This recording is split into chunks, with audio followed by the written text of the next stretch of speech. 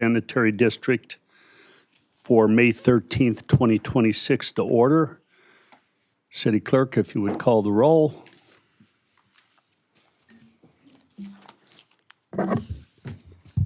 Councilmember Santangelo. Here. Vice Mayor Martinez Bravo. Here. Councilmember Kilby. Here. Councilmember Tremblay. Here. Mayor Tennyson. Here. Thank you.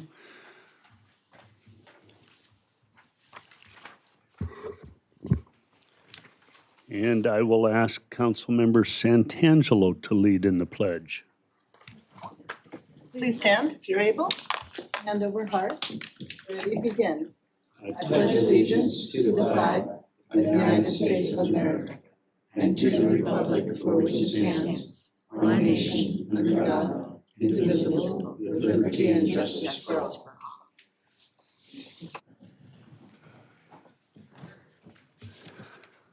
Thank you. Are there any changes to tonight's agenda?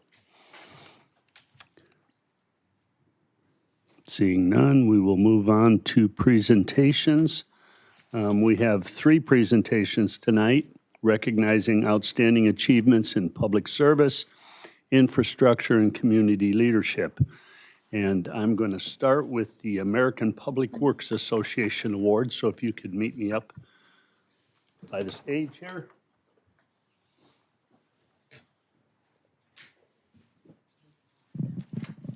Stand right over under the seal.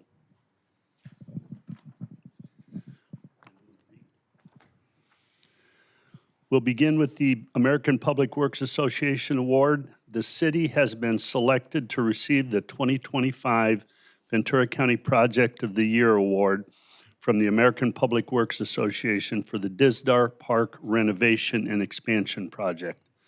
You're Joseph Dibb, I take it. On behalf of the City Council and our community, I'm proud to accept this award recognizing the city's commitment to investing in high-quality public spaces for our residents, the transformation of Disdar Park into a more accessible and welcoming space for all ages, and a truly community-driven effort led by the Community Development and Public Works Departments, along with contributions of staff, project partners, and community members.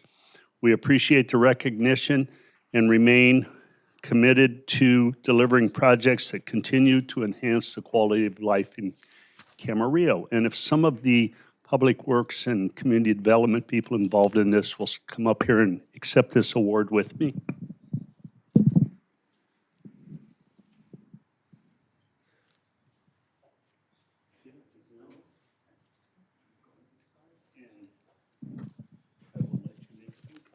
Thank you.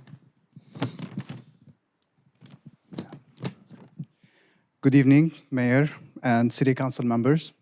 My name is Joseph Dibb. I'm a senior civil engineer with Applied Research Associates, and I am this year's Director at Large of the Ventura County chapter of the American Public Works Association. I'm here tonight on behalf of APWA, a nationwide organization comprised of over 30,000 public works professionals. Our local Ventura County chapter consists of over 300 members and is one of the most active chapters in the country. Every year, our chapter recognizes outstanding public works projects throughout Ventura County through our Project of the Year awards. I am pleased to be here tonight on behalf of APWA to present the City of Camarillo with the Project of the Year award in the structures category for the Old Town Camarillo Disdar Park Renovation Project. Thank you. Thank you very much. Any comments from council members? Seeing none, Mr. Kildee. I want to thank everybody's here. We've been working on this for Disdar Park for 20 years, and if you can remember, take a trip down memory lane. I know time is of essence, but the opportunities that we had there, I'll just be rather kind. They were very interesting and very eclectic. Sometimes it takes a long time to get a project up and running, but I think this one was definitely worth the wait. I have a lot of our staff in the back there. I want to thank all of you. I'd mention you all by name, but I forget somebody and they would stop talking to me. So I'm not going to do that, but our staff and this current council with their vision and the previous councils that hung in there with us, and the proof is in the pudding, and this is a great, great park here. I encourage everybody that have not gone down there to go down there and look at it, especially at night. So thank you all for your efforts. Thank you. Next, our next recognition is the California Water Environment Association's Mechanical Technician of the Year Award. There has to be an acronym for that, right? If I could invite Fred Parr and Darren Carter to please come up and join me.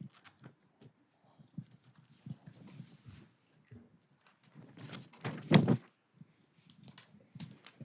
going to hand this to you, Darren, so when I finish reading this, you can present it. How's that?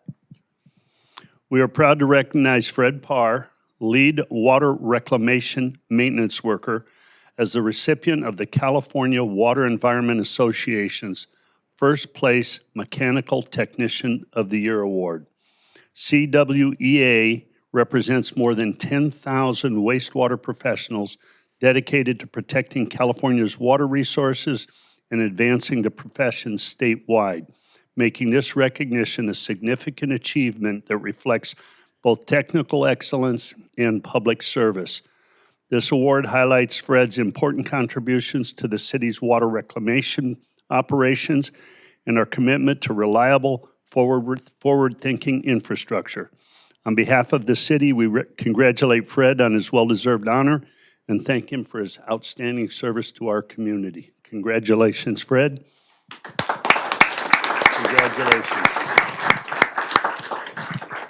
You want to say anything, Fred? Yeah. Aaron? Thank you, Mayor Tennyson and City Council for having us here this evening. The acronym CWEA, we'll go with that. And as you made mention, 10,000 members in the state of California have recognized Mr. Parr for his mechanical excellence. He was judged by his peers to be the best of the best.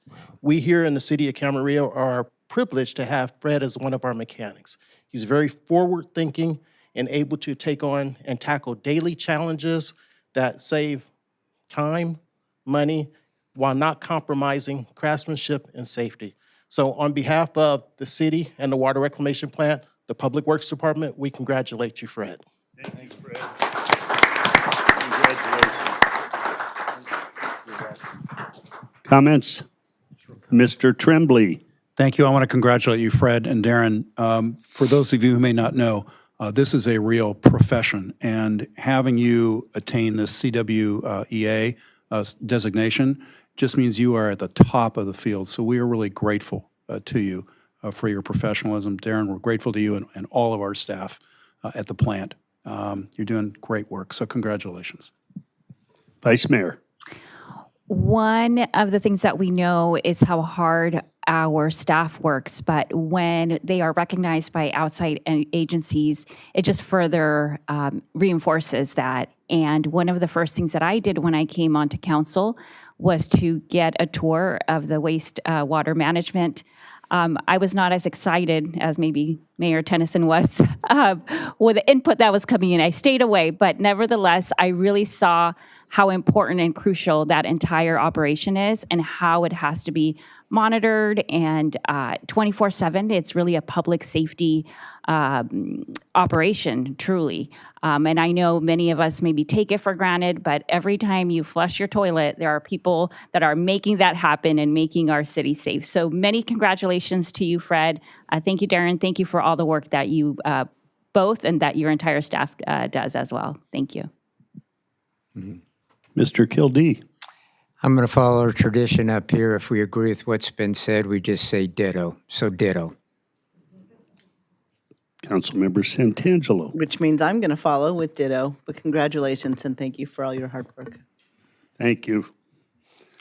Our next special guest was the recipient of the Public Sector Leader of the Year from the Ventura County Leadership Academy, Mark Stadler. Mark is the Senior Program Administrator with the Ventura County Sheriff's Office Crisis Intervention Training Program, which started probably within the last 7 to 10 years of my career and has grown exponentially in the last 15 years. How long have you been in charge of it?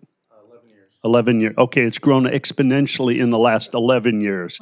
I'm going to ask Mark, we have a certificate of recognition to present to Mark as a Camarillo assigned and Camarillo resident for the award he got from VCLA, but I'm going to give him a few minutes just to tell you a little bit about what CIT is, what it was, what it's become in the last decade or so. Mark?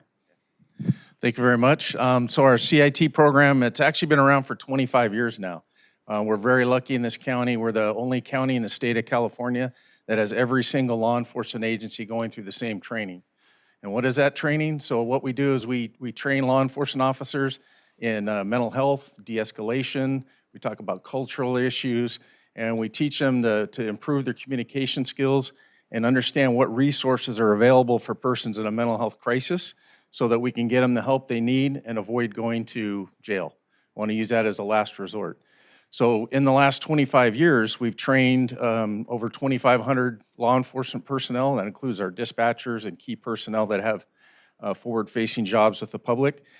And it's just been a real blessing for me to be able to do this. I've been involved with the program as a collateral assignment when I was with Ventura Police Department, so I've been involved with it since the beginning, 25 years now. So now for the last 11 to be able to run it has been amazing. And we have been able to expand the program. We now do a refresher class for law enforcement, so every 2 to 3 years they go back through the training and remind them there may be new laws that change, and we're constantly putting out training for them. But like I said, we're very fortunate in this community, and being able to work out of the Camarillo station has been amazing. The support that I have from the department there, and they let us do our job and get people trained. So we get all the recruits after they graduate from the academy. So like I tell a lot of people, for 6 months they learn command presence and how to scream commands, and then after graduations I get 40 hours to teach them how to talk like a human again. So. Congratulations, Mark, and on behalf of the city, we'd like to issue this certificate of recognition for you. Any of my fellow council members have a comment? I'll do it. Mr. Kildee? Congratulations on a job well done. I think I met you at the coffee with the cop, but you're doing a great job, and pass that along, how supportive we all are of that very necessary and needed program. And I thought this is timely since it's Mental Health Awareness Month, hence the blue ribbons green ribbons. I'm thinking of another time of the year. The green ribbons and the green clothing on my fellow council members and staff up here. Again, congratulations, Mark. Thank you. Thank you.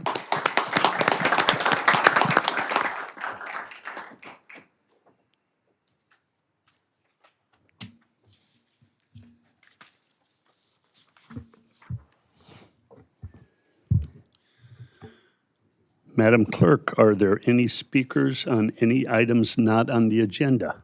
Yes, Mayor. I received 2 requests to speak. Each speaker will have 3 minutes. Once your time has expired, the microphone will be muted and we will move on to the next speaker. The first speaker is Siddharth Mehrotra, followed by Don Becker.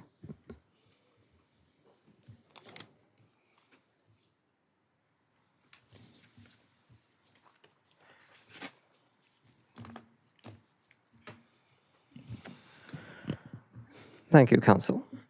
I am very sorry to follow so much good news with some bad, but I fear I must. The agency which calls itself Immigrations and Customs Enforcement, or ICE for short, has to date abducted 1,950 people from the county, 900 of those from Camarillo alone and counting. They have behaved reprehensibly.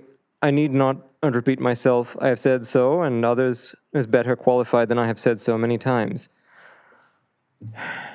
My request remains, our request, our plea remains what it has been all this year since that dark day last July.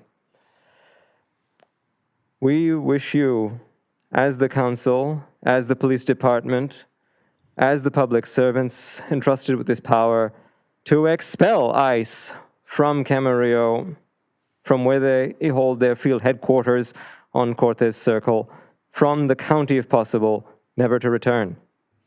That is a hard demand to meet, but the pressure, the burden, the pain they have inflicted on us is harder. Every day, someone new is snatched away from wherever it happens to be, like a child in a ghost story carried away by wraiths. This cannot be allowed to continue. And so, at the risk of repeating myself, ICE out now. That is all. Thank you. No clapping. We do not clap. We do not show any approbation for one side or the other so that everybody feels free to come up and speak their mind without any other influences. Thank you. Don Becker.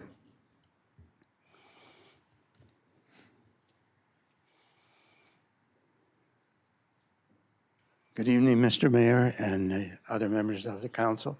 As announced, my name is Don Becker, and I reside at 7030 Quito Court in Camarillo in Councilman Tremblay's district. And I'm here because I am a recent resident of Camarillo. I was driven out of Ventura by the Thomas Fire, so we relocated here in 2018. And found out this is a real jewel, and it's something I didn't know before. But in any event, I most recently also discovered City Scene, the electronic newsletter that you folks publish. And I wanted to thank the council and all of the staff that produce that newsletter because it's extremely helpful and informative. And in fact, Mr. Parra, I read about him and saw a video about him on in that publication. And so I just wanted to say I appreciate what you've done. I wanted to say thank you, so I will. Thank you. Keep up the good work. Thank you, sir. No other speakers. We will move on to council comments, and I think we'll let Mr. Kildee go first, if he's ready. All right. Yes. Meetings attended. May 7th, we had a VRSD meeting. Last night, we had the Law Day dinner. Thank you, Commander Tennyson, for the great work that your employees and yourself do for the city. I believe last Saturday, I was at the YMCA. I believe it's the 20th anniversary. Hard to believe it's been 20 years. Last Saturday, too, I attended the service organization fair right here at our grounds here on City Hall. There were several service organizations, and if you have some time, they really need some help. So if you have some time to join a service organization in our city, they do a lot of great work here. Last week, I also attended Congresswoman Julia Brownlee's microgrid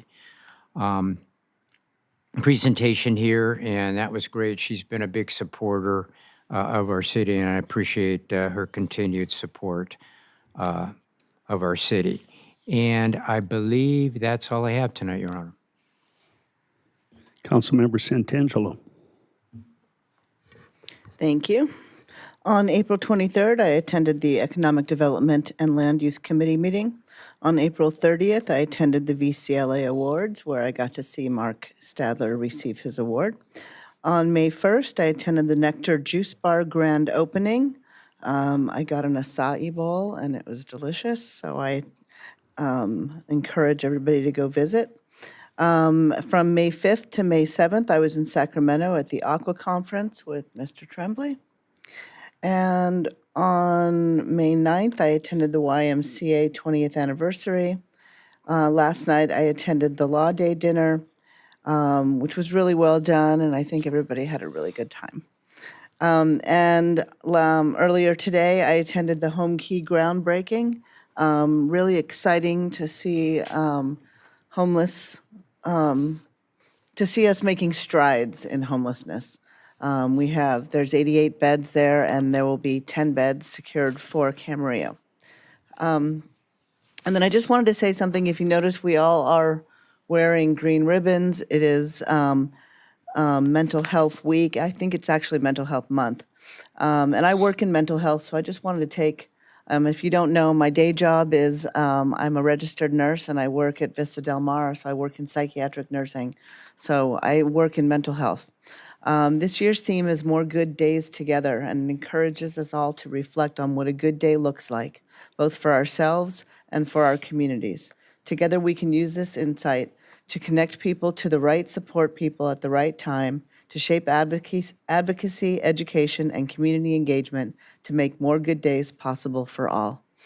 If you're struggling and you need help, please, there are so many numbers I could shout out to you, but the easiest way to get help is to call 211, and that's an easy number to remember. Thank you, that's all I have tonight. Thank you, Vice Mayor.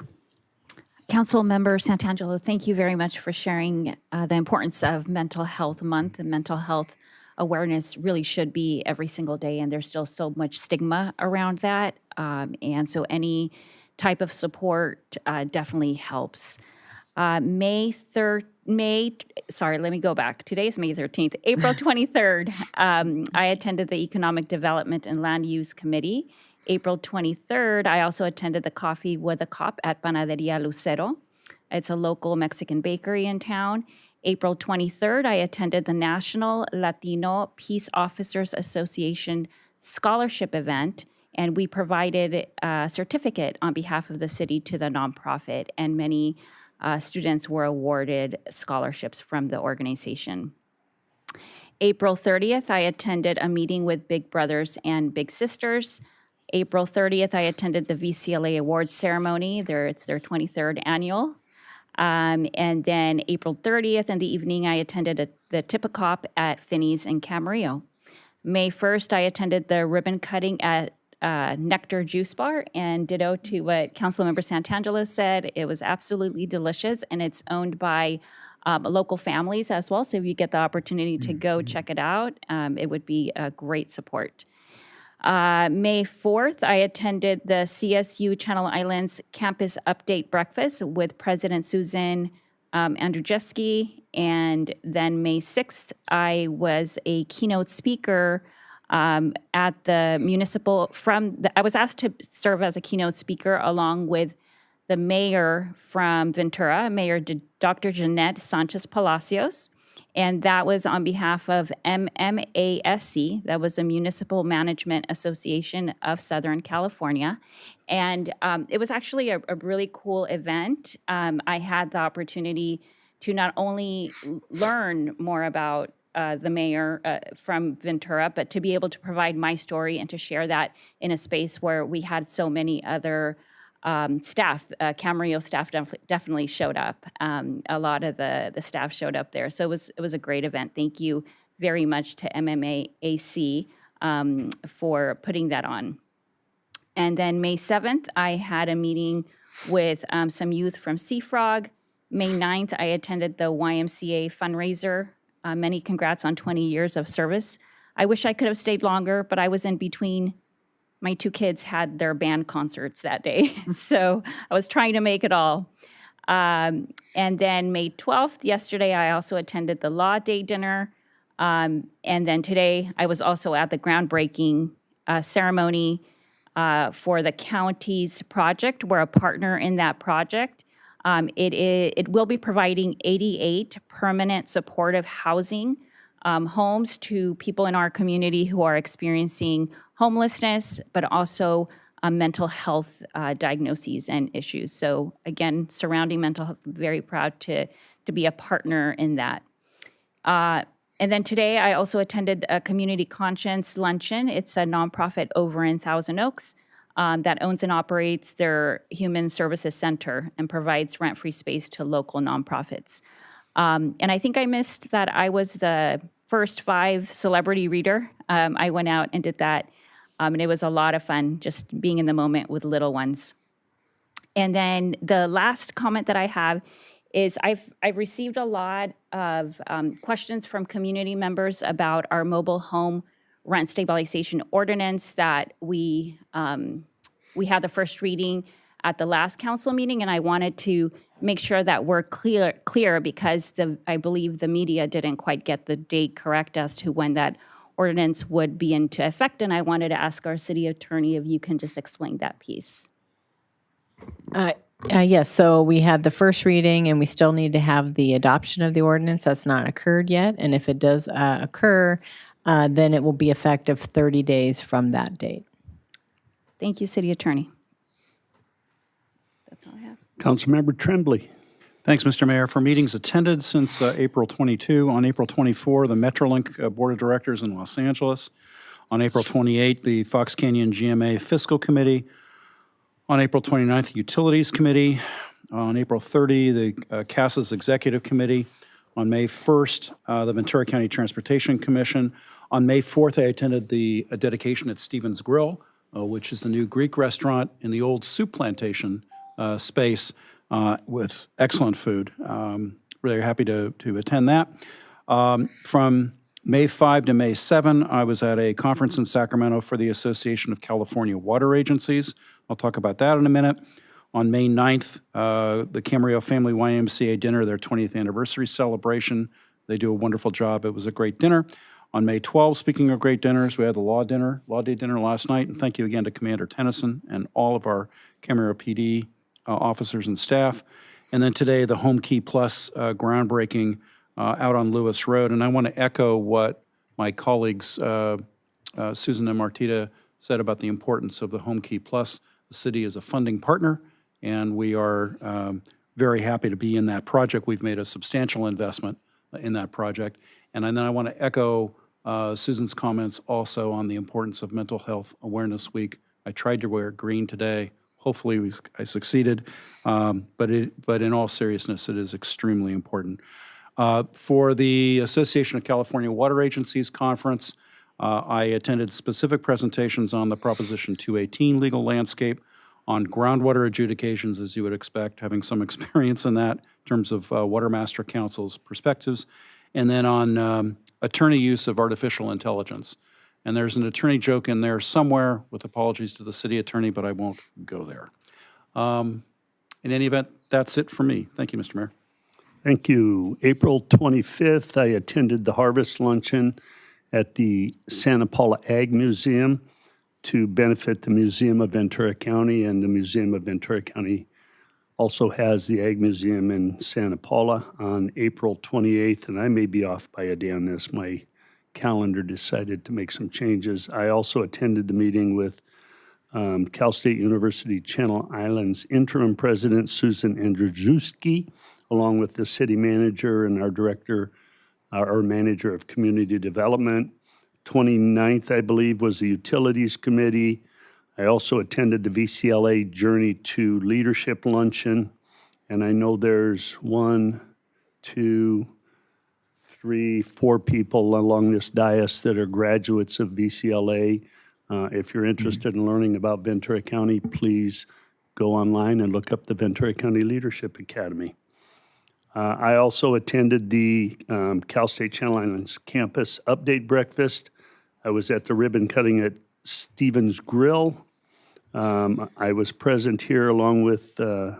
Kildean, the vice mayor, for Julia Brownlee's presentation of our $1.1 million check, which will go to good purposes for our microgrid. And on that same day in the evening, I attended Oxnard College's 50th anniversary Founders Day dinner. On May 8th, I attended the grand opening of a new Farmers Insurance office on Arneal Road in Camarillo. On May 9th, I too attended the service fair at Constitution Park. It was originally coordinated with the Pleasant Valley Somas Camarillo Lions Club, and there was a fairly good turnout of service groups, service organizations out there. On May 12th, along with George Winkler, I attended a business visit at Synectic Solutions, which is a national defense or a weapons defense system business here in Camarillo that has numerous contracts with I was going to say the Department of Defense.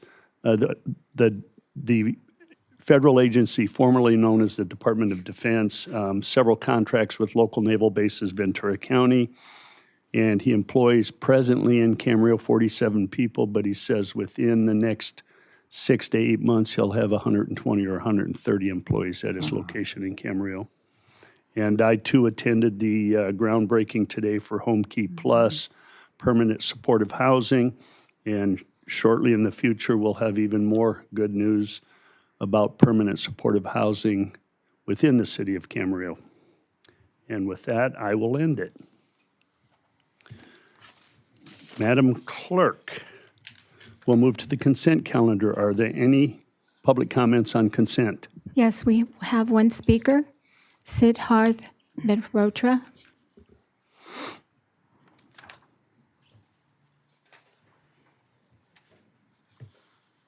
My apologies, Council, for coming up twice. I wish only to remark on a point of procedure in this case. I think I will not be the only one saying this, but it seems to me to allow an exemption from the California Environmental Quality Act is badly timed, even for so important a project as in the resolutions on the agenda. As each of these is, I mean.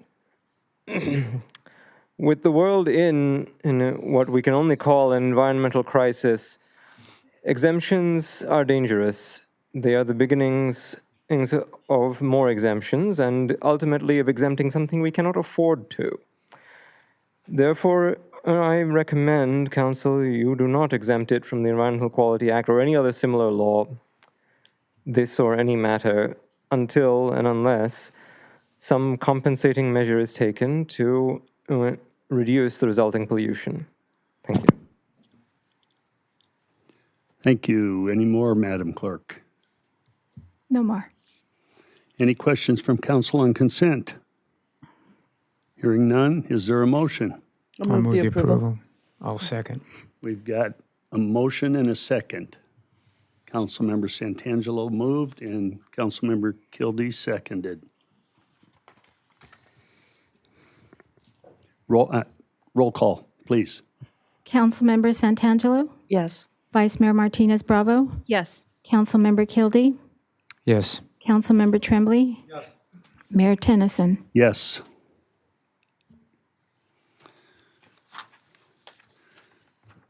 Okay, with that, we will move to item R, Climate First, Replacing Oil and Gas Resolution, and I believe Mr. Alonso Ramirez is the presenter. Good afternoon, Mayor, Vice Mayor, and Council members. Last year, Vice Mayor Martinez Bravo provided city staff with a proposed resolution from a local climate advocacy organization known as Climate First, Replacing Oil and Gas. The purpose of the resolution is to advocate for the phase-out of oil and gas production in the state of California. The original version of the resolution provided initially included language regarding legislation that could be supported by the city. So staff reviewed the legislative platform to determine if the resolution could fall under any of the items within the parameters of the platform. It did not at that time. So while the platform allows for the support of the legislation that provides funding for alternative renewable energy sources and conservation measures, the platform doesn't make any mention to phasing out oil and gas. Therefore, the proposed resolution was presented to the Policy Committee for discussion and consideration. Following that discussion, the Policy Committee requested that the item be brought before the City Council for further review.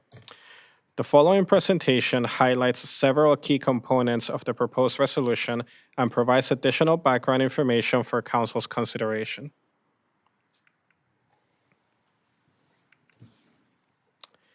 The following information summarizes several statements included in the resolution regarding oil and gas production in California and Ventura County. According to the resolution, Ventura County is the third largest producer of oil and gas in California. To provide additional context, staff included a comparison table showing oil production rankings by county throughout the state of California. The resolution also states that approximately 60,000 residents in Ventura County live within 3,200 feet of an operational oil or gas well. In addition, the resolution estimates that the cost to clean up Ventura County's 2,367 idle and orphan wells would amount to a total of approximately $776 million. For additional context, the staff reviewed the California Department of Conservation's Well Finder map to identify oil and gas well activity within the city of Camarillo. This slide provides a screenshot of the city and surrounding areas. As shown on the map, most wells within or near the city are identified as plugged wells. At this time, there are no active oil or gas wells located within the city of Camarillo. I'll also like to highlight several additional topics referenced in the resolution that may benefit from further background information. The resolution references Senate Bill 1137. The legislation establishes buffer zones between oil and gas operations and sensitive community locations. These areas are referred to as Health Protection Zones, or HPZs. The purpose of health protection zones is to create additional separation between oil and gas operations and sensitive community uses such as homes, schools, daycare facilities, hospitals, parks, and other public gathering spaces. The legislation was adopted in response to public health concerns related to long-term exposure to emissions, noise, odors, and other environmental impacts associated with oil and gas production. Under SB 1137, the state generally prohibits CalGEM, the agency that approves permits for oil, from approving notices of intention for new or expanded oil and gas development activities within 3,200 feet of sensitive receptors. This includes activities such as drilling new wells, deepening or redrilling existing wells, and certain rework activities associated with oil and gas production. Existing operations may continue under this bill. However, they are subject to additional operational, environmental, monitoring, and reporting requirements established by the state. Displayed on the screen is a map illustrating the health protection zones affecting areas within and around the city of Camarillo. As shown on the map, much of the developed area within and surrounding Camarillo falls within a health protection zone because of the proximity of residential neighborhoods and other sensitive land uses. The purple overlay demonstrates how broadly the 3,200-foot setback can extend in urbanized areas where sensitive receptors are concentrated. Under SB 1137, new or expanded oil and gas development activities are generally restricted within those zones. The map does not mean that all oil drilling is categorically prohibited within the city. Rather, it shows that much of Camarillo falls within the state's 3,200-foot setbacks areas due to the presence of homes, schools, hospitals, and other sensitive land uses. The law still allows certain activities such as emergency response actions, plugging, abandoning oil wells, environmental remediation work, and limited court order approvals.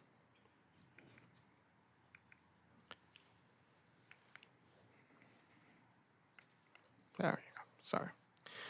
In April 2025, President Trump signed Executive Order 14260 titled Protecting American Energy from State Overreach. According to the administration, the purpose of the executive order is to reduce barriers created by state regulations and promote domestic energy production. Following issuance of the executive order, the U.S. Department of Justice filed a legal challenge against the state of California regarding SB 1137. According to the Department of Justice, implementation of SB 1137 could affect approximately 1/3 of federally authorized oil and gas leases in California. The federal government also argues that the Mineral Leasing Act and the Federal Land Policy and Management Act preempt portions of state law.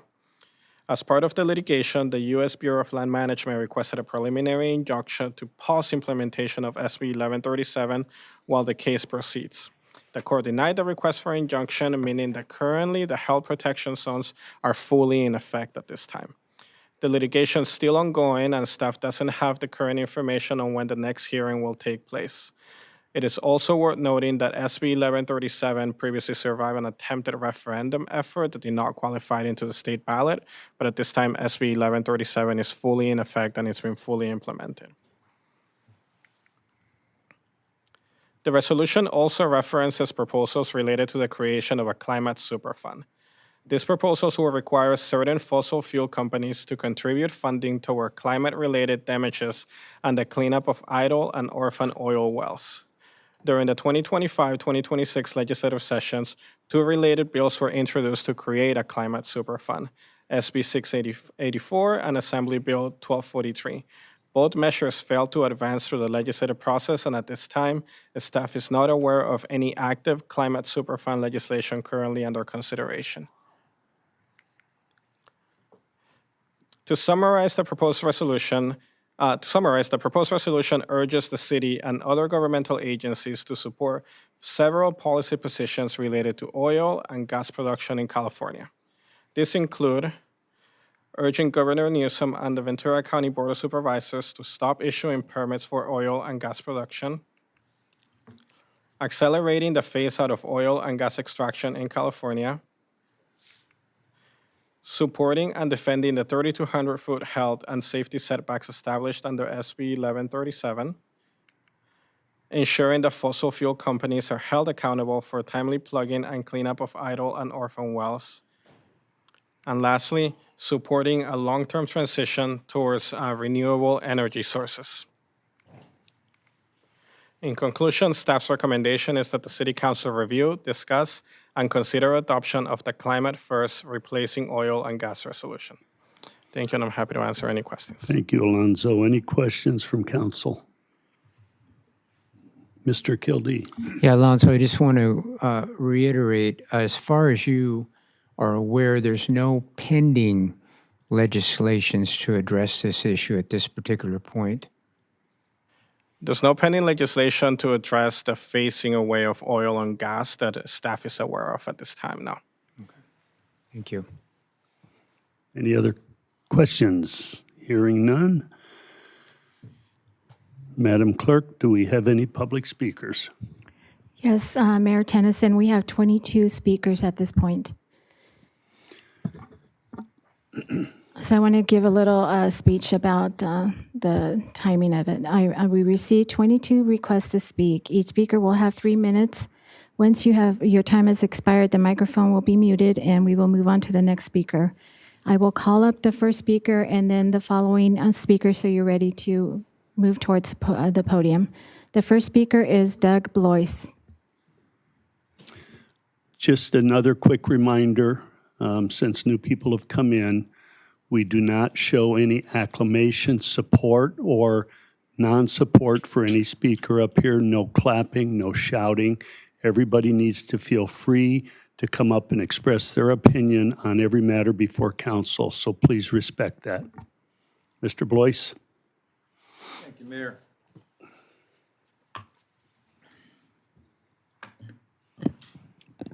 I come here tonight in opposition to this resolution. I'm looking through the whereas clauses in the resolution. It speaks of scientists predict. Predictions of scientists, I want to point out, these are based on computer programs utilizing absurd and unproven formulas, not on solid scientific facts. Secondly, we're now talking about a heat age, supposedly. I remember 50 years ago when I was in college, they were worried about an ice age, and that was a big hubbub. Well, that didn't happen, so they switched to climate change, AKA hot temperatures. Thirdly, blaming everything on man-made climate change, so-called burning of fossil fuels, doesn't really make sense. When you consider the Mount St. Helens eruption many years ago, that produced thousands of times the methane in the atmosphere than any possible combination of methane releases from wells would add up to. And again, nothing was changed. The climate survived. Blaming wildfires on climate change, we all know that government policies of not clearing forests and the ongoing Santa Ana winds that have always occurred are the causes. Greenhouse gas emissions are blamed, but we know that natural eruptions, I already talked about that, Mount St. Helens, I think I was thinking to myself, there are no oil wells in Camarillo, and I heard from the gentleman of the staff that yes, that is true. So I'm not quite sure what Camarillo is doing getting on board with this resolution. The nasty effects of oil wells. What about the thousands of birds that are killed by the solar farms down on the road to Las Vegas? And that is occurring. Thousands of them are dying. Going on to the therefore clauses, phasing out oil wells to protect workers and climate communities according to the clause. What about lost jobs for all the different people that are affected and involved in oil production? I respectfully urge you to not add your names to the hoax of man-made climate change disasters. Thank you. Thank you. Kristen Kessler, followed by Kathleen Wheeler.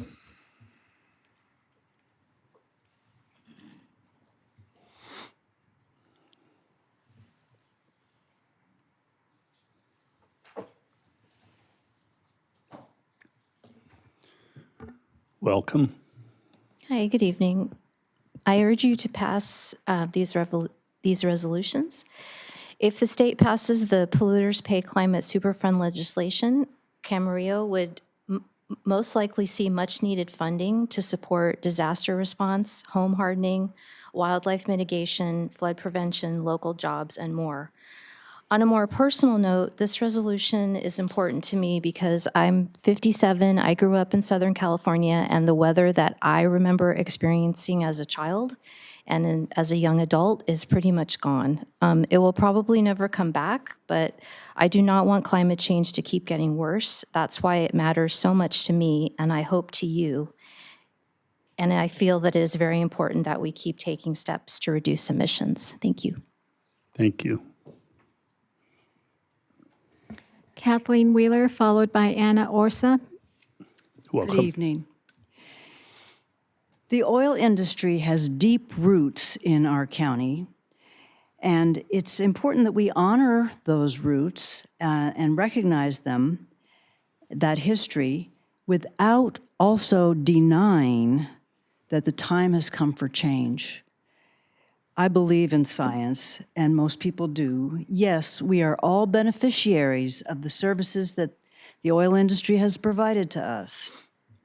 And we all must take part in making the shift away from fossil fuels. Even and especially the oil industry itself, they have the power to be responsible partners in creating a successful transition for both their own workers and for the community, rather than spending millions to block forward movement.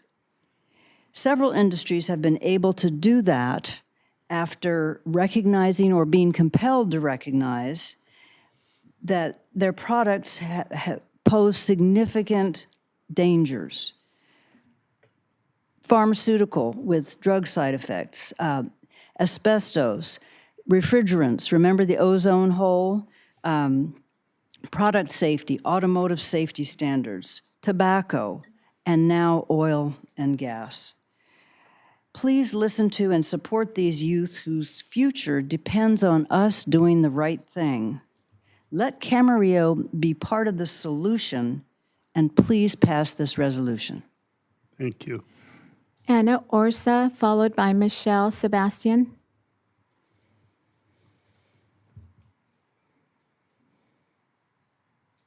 Welcome.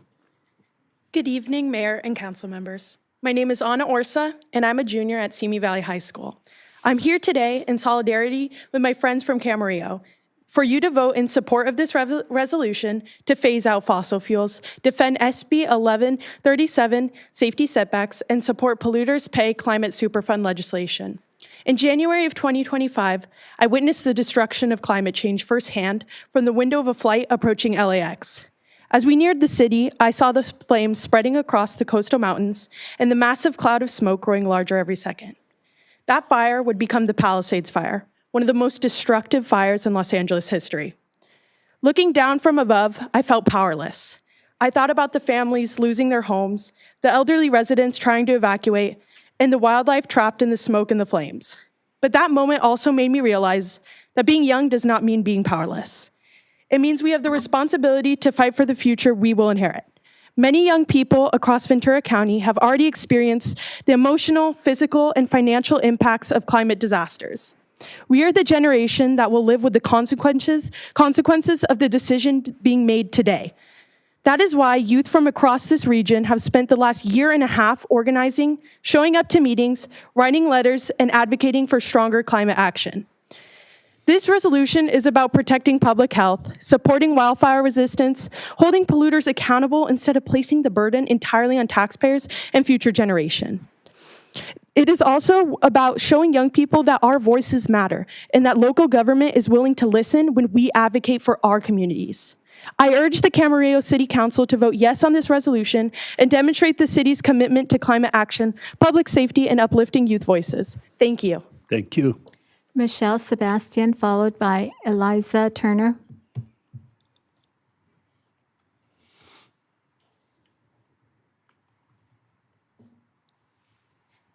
Good evening, Honorable Mayor and distinguished council members. Thank you for the opportunity to speak tonight.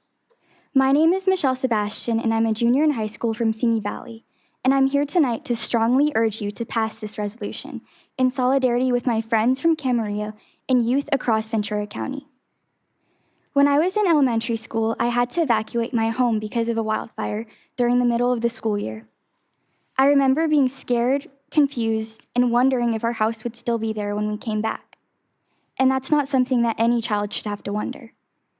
More recently, on April 27th of this year, the Reagan Library fire was right in my backyard, and it reminded me that this danger is still affecting families in our community. I don't want other kids in Camarillo, Simi Valley, or anywhere in Ventura County to grow up with the same fear if we have the chance to act now. Scientists have made it clear that fossil fuel emissions are worsening climate hazards across California, including more destructive wildfires, more severe heat waves, intensified drought, flooding, and dangerous air pollution. Climate attribution science can now quantify how fossil fuel emissions increase the likelihood and severity of these disasters too. Simi Valley and Camarillo are both in the unique position of not having drilling within city limits, yet we both still deal with the legacy of fossil fuel infrastructure surrounding our communities. If Camarillo passes this resolution, it will help establish an important precedent across Ventura County. It will build on the actions taken already by cities like Oxnard, Ojai, Port Hueneme, and it will encourage neighboring cities like my own to step forward too. It sends a message to the state that local communities want polluters held accountable, want orphan and idle wells cleaned up, and want a safer future for children. But if this resolution does not pass, that sends a message too. It leads families who have evacuated, children who have choked on wildfire smoke, and residents who are worried about the future to feel that their concerns are not heard. Please pass this resolution so children in our communities can grow up knowing that their leaders took these risks seriously and acted with their future in mind. Thank you. Thank you. Eliza Turner, followed by Abra Stewart.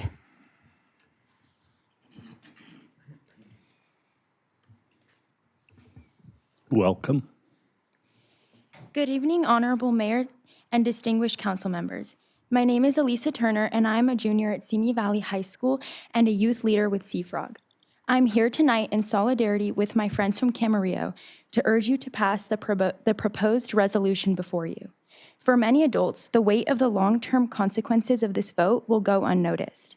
For youth like myself, however, it will significantly impact our future. My generation has become used to expecting lethal wildfires, heat waves, anxiety about the future, and constant conversations about creating change that doesn't happen. At one point, the impacts of reliance on fossil fuels were conceptual, but it's now our reality. As a student athlete who plays soccer, it's disheartening to check the air quality index before games, determining if lung irritation will be a consequence of playing outdoors once again. This poses not only a health concern, but an economic concern, with climate change-related health care costs surpassing $800 billion per year nationally. I want to remind the council that decisions made about phasing out the use of fossil fuels and plugging oil wells are not just technical or economic decisions. They are decisions about what the future holds for myself and my peers, including our health. These decisions do not stop at the city borders either. They impact how neighboring communities like my own, Simi Valley, respond to growing environmental concerns and consequences. Plugging oil wells, holding polluters accountable, and even passing this resolution are not extreme acts, but repeating the mistake of leaving environmental disasters for following generations is. If not now, then when? And if not us, then who? I urge the Camarillo City Council to vote in favor of passing this resolution to phase out fossil fuels, defend safety setbacks, hold polluters accountable, and demonstrate the city's commitment to uplifting youth voices. Please vote for a future that sets our community up for success. Thank you. Thank you. Abra Stewart, followed by Kathy Flynn.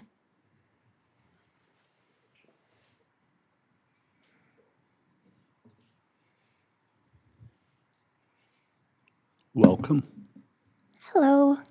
Good evening, Mayor Tennyson, honorable council members. My name is Abra Stewart. I'm the program manager at Climate First, Replacing Oil and Gas, and I'm here tonight to urge you to protect public health and invest in a sustainable future by voting to adopt this proposed resolution. But first, I have a confession. Call me a hypocrite, but I drove here tonight in a gas-powered car. In fact, I filled up my tank this morning on my way to work like millions of Californians have to do, and I have my receipt right here. And for about 10 gallons of gas, I paid $67, and like millions of Californians, I can't afford an electric vehicle. I mention this because I know that climate change and oil and gas are not the top concerns for most Americans or Californians, or maybe even you all these days. What is top of mind is affordability. From groceries to rent to gas, every day people are suffering and sacrificing right here in Camarillo. And I mentioned this to show that we are currently trapped in a system that forces us to depend on oil and gas, that makes it almost impossible to afford the alternatives, a system that was designed and is perpetuated by the very corporations that are profiting trillions of dollars off the backs of working people like me and you and everyone else in this room. Because when we put all of our eggs in the oil and gas basket, we are all but ensuring that our energy system and our economy are beholden to the price per barrel and to these exploitative corporations. A diverse energy economy is a resilient one, and we do not have that right now. As the politics of oil and gas become increasingly precarious at the global level, we are the ones that are suffering. This all might feel very far away, but the proof is right here in my hands. The proof is in this room. This is an issue that your constituents care about and want to see you take action on. By passing this resolution, you would be showing local youth and your constituents that while you may not have the power or jurisdiction to regulate this industry, you do have the courage to stand up for what is right. You have the authority and the responsibility to express priorities when it comes to safeguarding our communities, our economy, and protecting public health. I have had the absolute pleasure of working with the young people in this room tonight since November 2024 who came to Seafrog in the wake of the mountain fire, some of whom lost their family homes, who had their schools closed down, and were scared for what their future would look like without climate action at the local level, without leaders willing to prioritize their futures.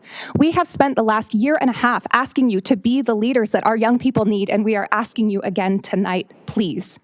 It is clear from your council goals and objectives that you value a resilient economy, safe communities, responsible stewardship of natural resources, and thoughtful engagement of young voices in local government. And I'd ask you to honor those stated values tonight and vote to adopt the proposed resolution. Thank you so much for your time. Thank you. Kathy Flynn, followed by Alex Montanona.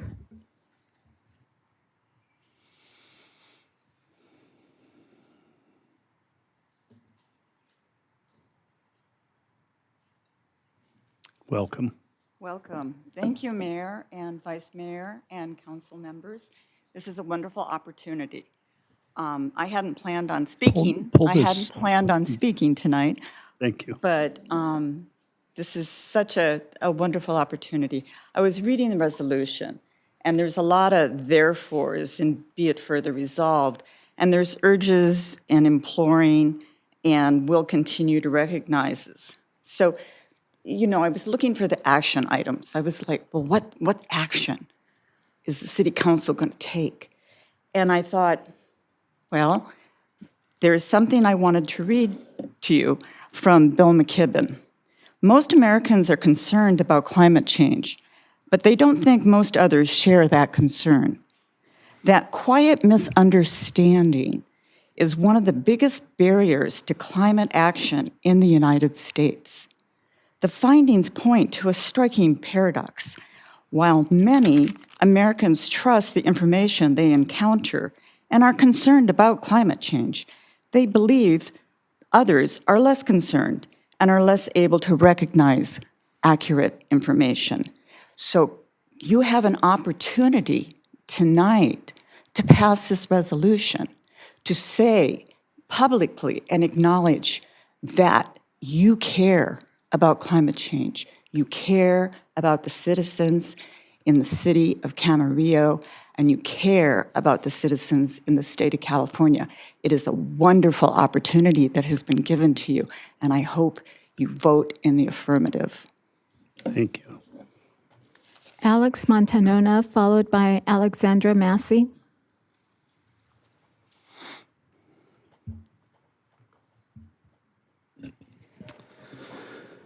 Good evening, council members. My name is Dr. Alex Montanona. I carry a PhD in chemistry, and I'm a policy advocate with the Central Coast Alliance United for Sustainable Economy, or CAUSE. Today, I'm going to talk to you about 3 portions of my life in regards to this. I'm going to talk to you first as a scientist, second as a disaster recovery expert, and third as a policy advocate.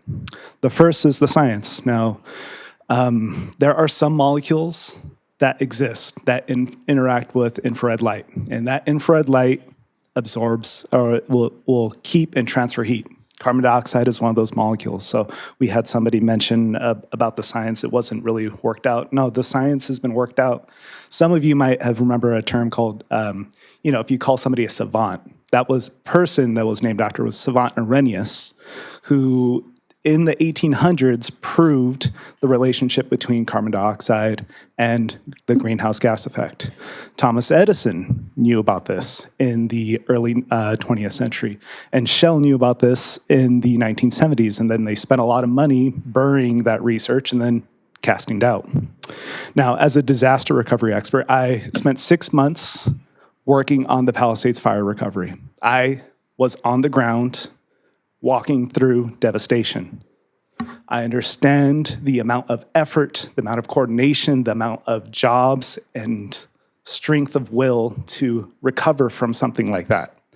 And that takes a lot of resources.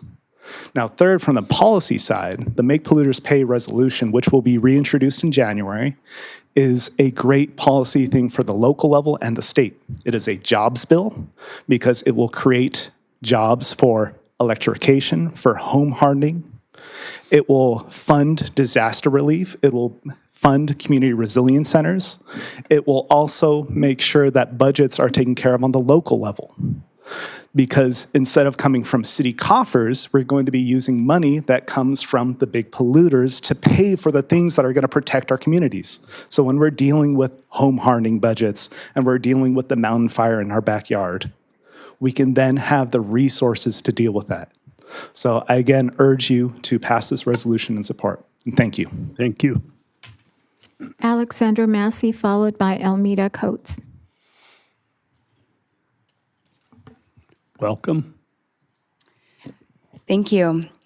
Good evening, Mayor and honorable council members. My name is Alex Massey, and I am a lifelong Camarillo resident, born and raised, a garden educator and substitute teacher, and a longtime climate advocate. I am here to urge all of you, the Camarillo City Council, to vote to approve this resolution brought to you by our youth and our allies to phase out fossil fuels, defend safety setbacks, hold polluters accountable, and demonstrate the city's commitment to uplifting youth voices. As someone who was born and raised in Camarillo, I have returned to build my career in agricultural education with high school students. Many college-age students like myself leave this city, but I came back because I see opportunities in Camarillo.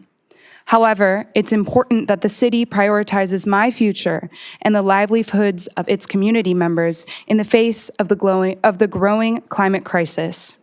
To me, this means supporting a fossil fuel phase-out and transitioning to good-paying, clean energy jobs. I work with high school students in OUHSD, which is the Oxnard Union High School District, and in Camarillo on nutrition and environmental stewardship. As a young person myself, I want to continue to ensure that my students feel safe and excited to learn outdoors, which is only made possible by policies that protect air, water, and land. How can I encourage them to tend to the land when the next wildfire creeps down the mountains? How can they start their backyard gardens when they live close to oil and gas drilling that spews toxins that pollute the soils and their bodies, whether they're active or idle, and continue to emit toxins?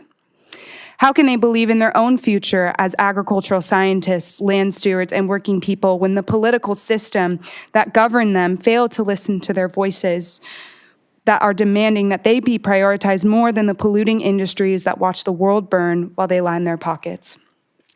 As a city council, you have the power to support the youth voices that have taken the time to speak to you today and will continue after me, who have put aside their adolescence, their childhoods to stand up for their futures. I came from their shoes. I studied environmental sciences, and I returned to my city to make it a better place for the health and well-being of people, our people. You can continue to do this, and I urge you to join me and the youth to pass this resolution and show us that you care for our futures, our land, and our community members. Thank you for your time. Thank you. Almeda Coates, followed by David Compton.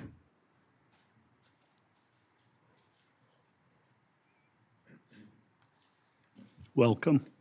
Good evening, Honorable City Council members and Mayor Tennyson. Thank you for the opportunity to speak. I am Almeda Coates, a Ventura County High School student and a youth leader with Seafrog. I am here today in support of the many members of Seafrog and residents of Ventura County. I live off of Ventura Avenue near many oil drilling sites and a compressor station. Many of my neighbors live within the current 3,200-foot setback that is currently in place. Our community is unfairly affected by oil drilling's release of methane, diesel particulate matter, benzene, and more. We ask that this drilling's release of setback law be defended against big oil and property owners.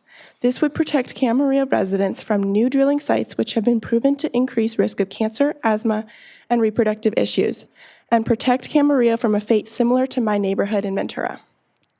Drilling affects human health as well as the health of our environment. We have all lived through the Thomas Fire and the Woolsey Fire and seen how wildfire can permanently disrupt our lives. The greenhouse gas emissions caused by the extraction and burning of fossil fuels heats our planet, increases drought, and inevitably leads to wildfire risk. With more than 100 idle wells surrounding Camarillo and leaking flammable vapors, we need clear drilling laws more than ever. Included in this resolution is a statement of support for a climate superfund which will hold polluters accountable and help pay for the losses we experience because of oil drilling. Please support this resolution to phase out fossil fuels, defend safety setbacks, hold polluters accountable, and demonstrate the city's commitment to uplifting youth voices. Thank you. Thank you. David Compton, followed by Carol Pelletier.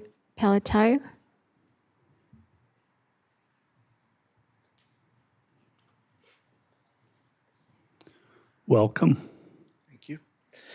Good evening, Mayor and council members. My name is David Compton, and I'm a Camarillo resident. I'm here in opposition to the Seafrog resolution. First and foremost, there is no oil drilling within the city of Camarillo. So this resolution asks the city to take a position on an issue that's outside of its jurisdiction. I don't believe that is the role of this council. Granted, there is, however, oil production in other parts of Ventura County. But here's the reality that often gets left out of these conversations. Shutting down local oil production does not reduce the demand for oil and gas. Demand has not gone down, and it's gone down very little with our move to electrification so far. California is an energy island. We can't import it by pipeline from other parts of the U.S. So if we don't make it here, we must import it from elsewhere. California already imports about 75% of the oil it uses. If we produce less here in California, we simply buy more from Saudi Arabia, Venezuela, Iraq, or other countries where there are very few environmental protections and documented human rights violations. Choosing foreign oil over California oil is not a climate victory. It's a climate failure. At the moment when gas prices are already painful and when low-income families are struggling to make ends meet, this is generally the worst possible time to signal support for accelerating a phase-out of the fuel supply that we're still depending on every single day. Seafrog represents a narrow slice of the political spectrum pushing an extreme position. Their goal is the complete elimination of an industry that is essential to our daily lives and even their own lives. Even those opposed to oil and gas that are in this room right now are sitting on chairs that are made from oil, and they're also wearing clothes that are also made from oil. We can't be hypocritical. Look, we all want clean air, clean water, blue skies, and a better environment. However, their goal deserves honest scrutiny and not a rubber stamp from the Camarillo City Council. I urge you to reject this resolution and stay focused on matters within the city's authority. Thank you. Carol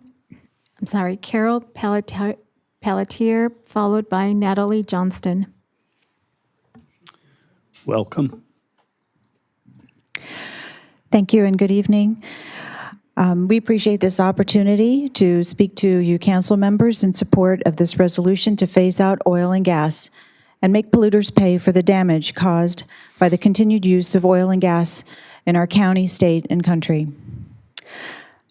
I am a senior in I'm in my senior year of study, majoring in political science and environmental science at Cal State Channel Islands. I chose these lines of study first to understand the hows and whys of the effects of a warming climate that we are all experiencing. And secondly, to work for changes to slow down or even more hazardous outcomes.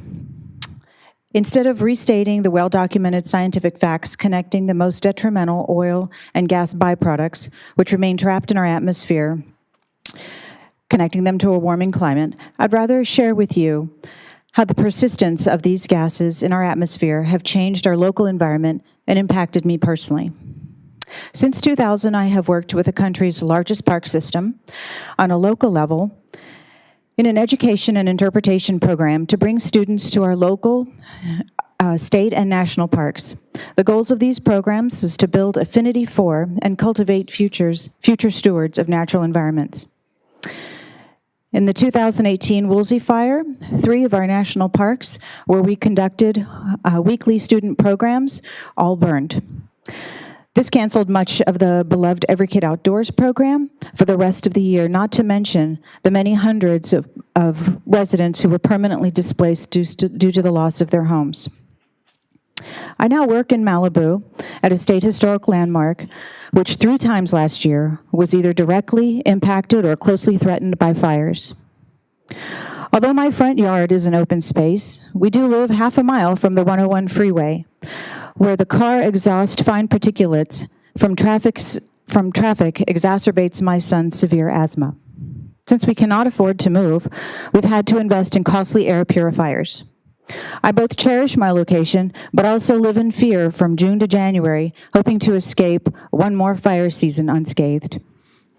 I was happy to see the Climate Action Plan as part of the City of Camarillo's general plan, where the city's Climate Action Plan acknowledges that the effects of climate change have the potential for a wide variety of impacts, including wildfire risk, drought, water supply, extreme heat events, public health, public safety, agricultural productivity, ecosystem function, and economic continuity.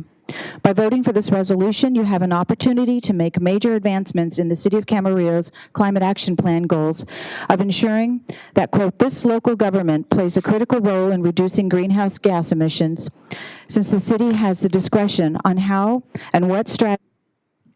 Thank you. Natalie Johnston, followed by Meryl Berg.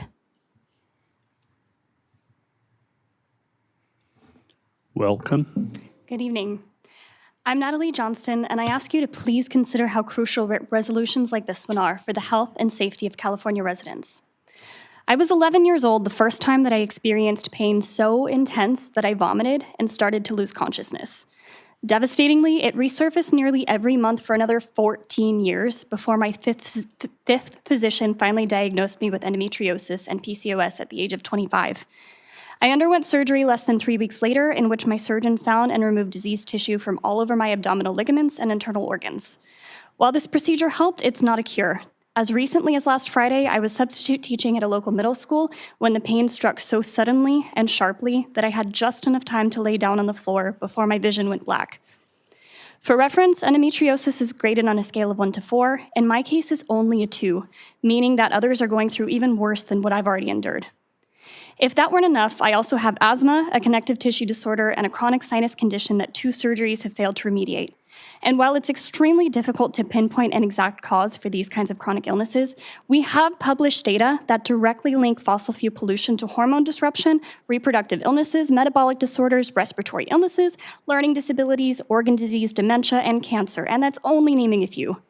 Further, it is not coincidence that low-income communities and people of color are significantly more likely to be impacted by pollution. To those who argue that we need fossil fuels, insisting that they're essential for human progress, they're not. 200 years ago, humans used candles to light their homes at night, and then we switched to gas lamps, and 100 years after that, we switched to electric light bulbs. Why? Because technological advancements led to safer, less expensive, and overall better products than what we had previously. Now we're at the same precipice. Fossil fuels are antiquated. Renewable energy is safer, cheaper, more reliable, and ready to go right now as soon as big oil gets out of the way.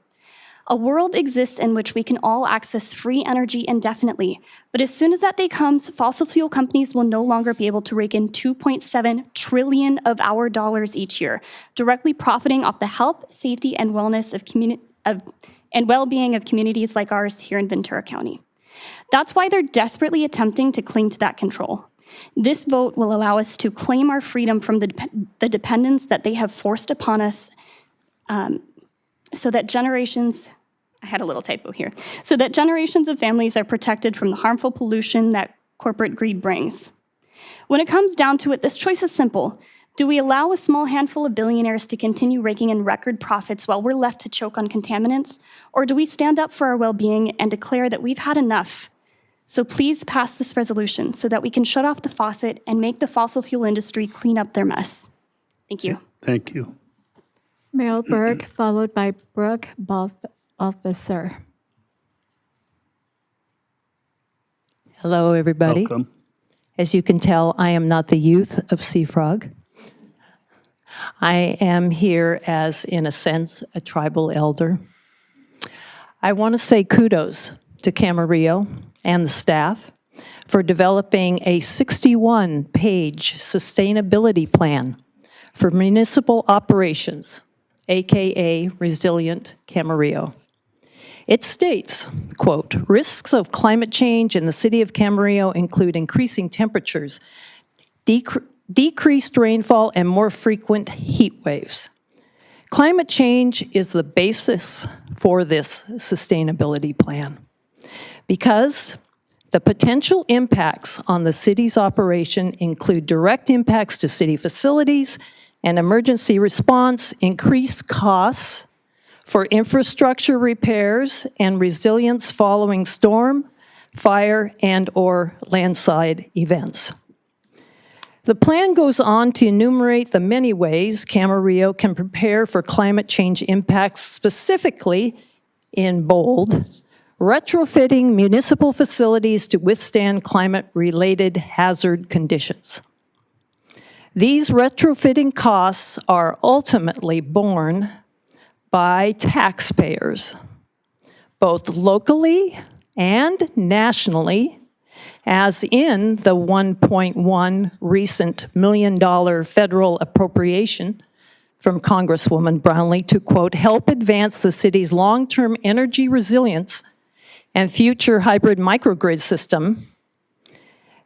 The PR announcement goes on to say the funding builds on lessons learned during the November 2024 mountain fire and growing concerns surrounding public safety shutoffs and wildfire-related utility disruptions and regional grid instability. All of these resiliency efforts and resulting costs are due to a climate impacted by increasing unprecedented amounts of carbon in our atmosphere due to the burning of fossil fuels, i.e. oil and gas, a scenario predicted by the oil industry scientists, but then buried in misinformation, greenwashing, and lobbying efforts for decades. Now we are paying the price while the oil and gas earn profits in the billions and billions. This resolution simply adds Camarillo to the long list of other municipalities calling for a phase out of fossil fuels, defending common sense safety setbacks, holding climate polluters accountable, and instead. Thank you. Thank you. Thank you. Brooke Balthasar, followed by David Gilbertson. Welcome. Thank you. Good evening, Mayor Tennyson, council members, and city staff. My name is Brooke, and I'm the Community Organizing Manager at Seafrog. I'm going to keep my comments somewhat short, but as you have and we'll continue to hear a plethora of strong arguments and powerful stories from your constituents today. I encourage you to explore the 20-page comment letter signed by over 20 local organizations, in addition to the 221 pages of attachments we submitted, showing clear local relevance and reasoning for adopting the proposed resolution before you. Also, with it being Mental Health Month, I would like to highlight an op-ed that was published in the VC Star yesterday, written by one of our Seafrog youth leaders who was unable to be here with us tonight. Her piece is all about the mental health impacts that climate change is having on young people today, and I would strongly encourage you all to read it. To share a brief quote, 2021 research shows that the mental weight of the climate crisis disproportionately impacts youth and young adults, increasing levels of anxiety and depression, worsening quality of sleep, and growing feelings of sadness, anger, and helplessness. With an entire generation's mental health at stake like ours is, it interferes with not only our quality of life, but also our belief in humanity and our own futures. The more we ignore climate change now, the more future generations will be impacted by declining mental health alongside worsening air, soil, and water quality. End quote. As a young woman who has the privilege of working with these other young leaders throughout the county, I cannot overstate the importance of listening to the voices of young people and providing meaningful opportunities for them to take action on the issues they care about most. After a year and a half of trying to make their voices heard, local youth leaders, many of which your constituents, finally have the chance to demonstrate their leadership and advocacy skills regarding an issue that they deeply care about. If the city wants to be a place that develops young leaders, as outlined in Objective 9.1 in the 2025-26 Strategic Goals and Objectives, then I urge you to listen to their concerns and act accordingly by voting to adopt the resolution before you. Thank you. Thank you. David Gilbertson, followed by Cesar Campos. Well, welcome. Oh, good evening, Mayor Tennyson, city council members, city staff. Thank you for your public service. Let's see if I can beat the clock here tonight. I'm inspired by the young people here tonight. I have no doubt that some of those young people may be in your chair in the future, and I hope to see them here. I was inspired by this book when I was in high school. Rachel Carson's Silent Spring talked about how man-made pollutants can threaten and destroy life on Earth. 15 months before the first Earth Day on January 28, 1969, oil started pooling in black, tarry slick above the sea, 6 miles off postcard perfect shores of Southern California. Santa Barbara oil spill. This was a major environmental disaster, costly in terms of the impact on the environment and an economic disaster. Santa Barbara County eventually ended up finally, after litigation, securing $9.5 million in reparations. The environmental movement to protect our planet is a result of many young people like these advocating for government action. It's how we got the Clean Air and Clean Water Act. And here we are, 57 years later, and it's time to act again. Our community's young people here today are advocating before this council, and they present a resolution that supports our city's climate action plan, the Ventura County Climate Action Plan, and our state's commitment to reducing greenhouse gas emissions and achieving net zero by 2050. Ventura County is disproportionately impacted by the impacts of climate change. In fact, it's proven to being one of the fastest warming regions in the continental United States. Yet at the same time, the fossil fuel industry is receiving an average of $34 billion in government subsidies per year, taxpayer money that comes at the expense of poisoning our communities. A recent report based on 2023 U.S. inflation data and regional climate impacts has estimated climate-driven price hikes impact household budgets about $7,500 to $3,600 per year. A recent U.S. Chamber of Commerce report shows that every dollar invested in climate resilience and preparedness saves $13 in economic savings from cleanup and damage costs. I urge the Camarillo City Council to join with other California cities and the Oxnard Unified School District in supporting this resolution before you. Our children and grandchildren. Thank you, sir. Cesar Campos, followed by Lori Camille.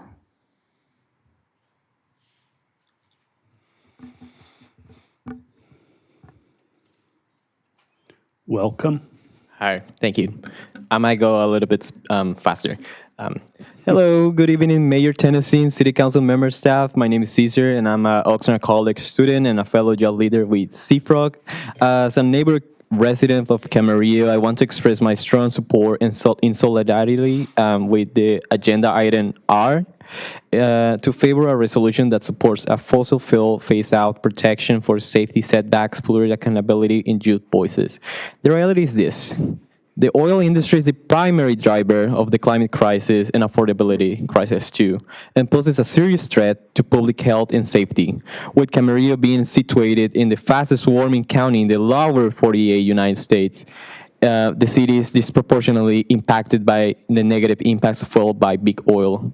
From a climate perspective, the oil and gas industry is among the largest sources of the greenhouse gas emissions that cause the severe climate disasters we play out today. Take the 2024 mountain fire, for example, which burned nearly 20,000 acres and damaged nearly 369 structures, resulting in hundreds of millions of dollars in housing and agricultural losses. 2 months later, we have the Palisades fires and the Eden fire, which devastated our neighboring communities, tragically claiming 31 lives, and leaving taxpayers and local budgets with a $250 billion bill. If the oil and gas industry is not held accountable and effectively phased out through a managed transition, Camarillo will only see more devastation in its communities. The climate crisis is ultimately a public health crisis too, and the risk of negative impacts to the health will only get worse if we not take action. Exposure to wildfire smoke, extreme heat, air pollution harms public health, resulting in increased healthcare costs and impacts to daily life.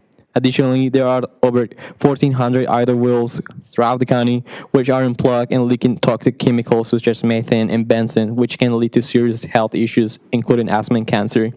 And for these reasons and more, Camarillo should adopt this resolution to show support for phasing out fossil fuels and holding polluters accountable. And as a young person, I want to finish it like this. I don't know about the future which holds to my generation, which is why it is so important that all our elected representatives listen and prioritize young voices.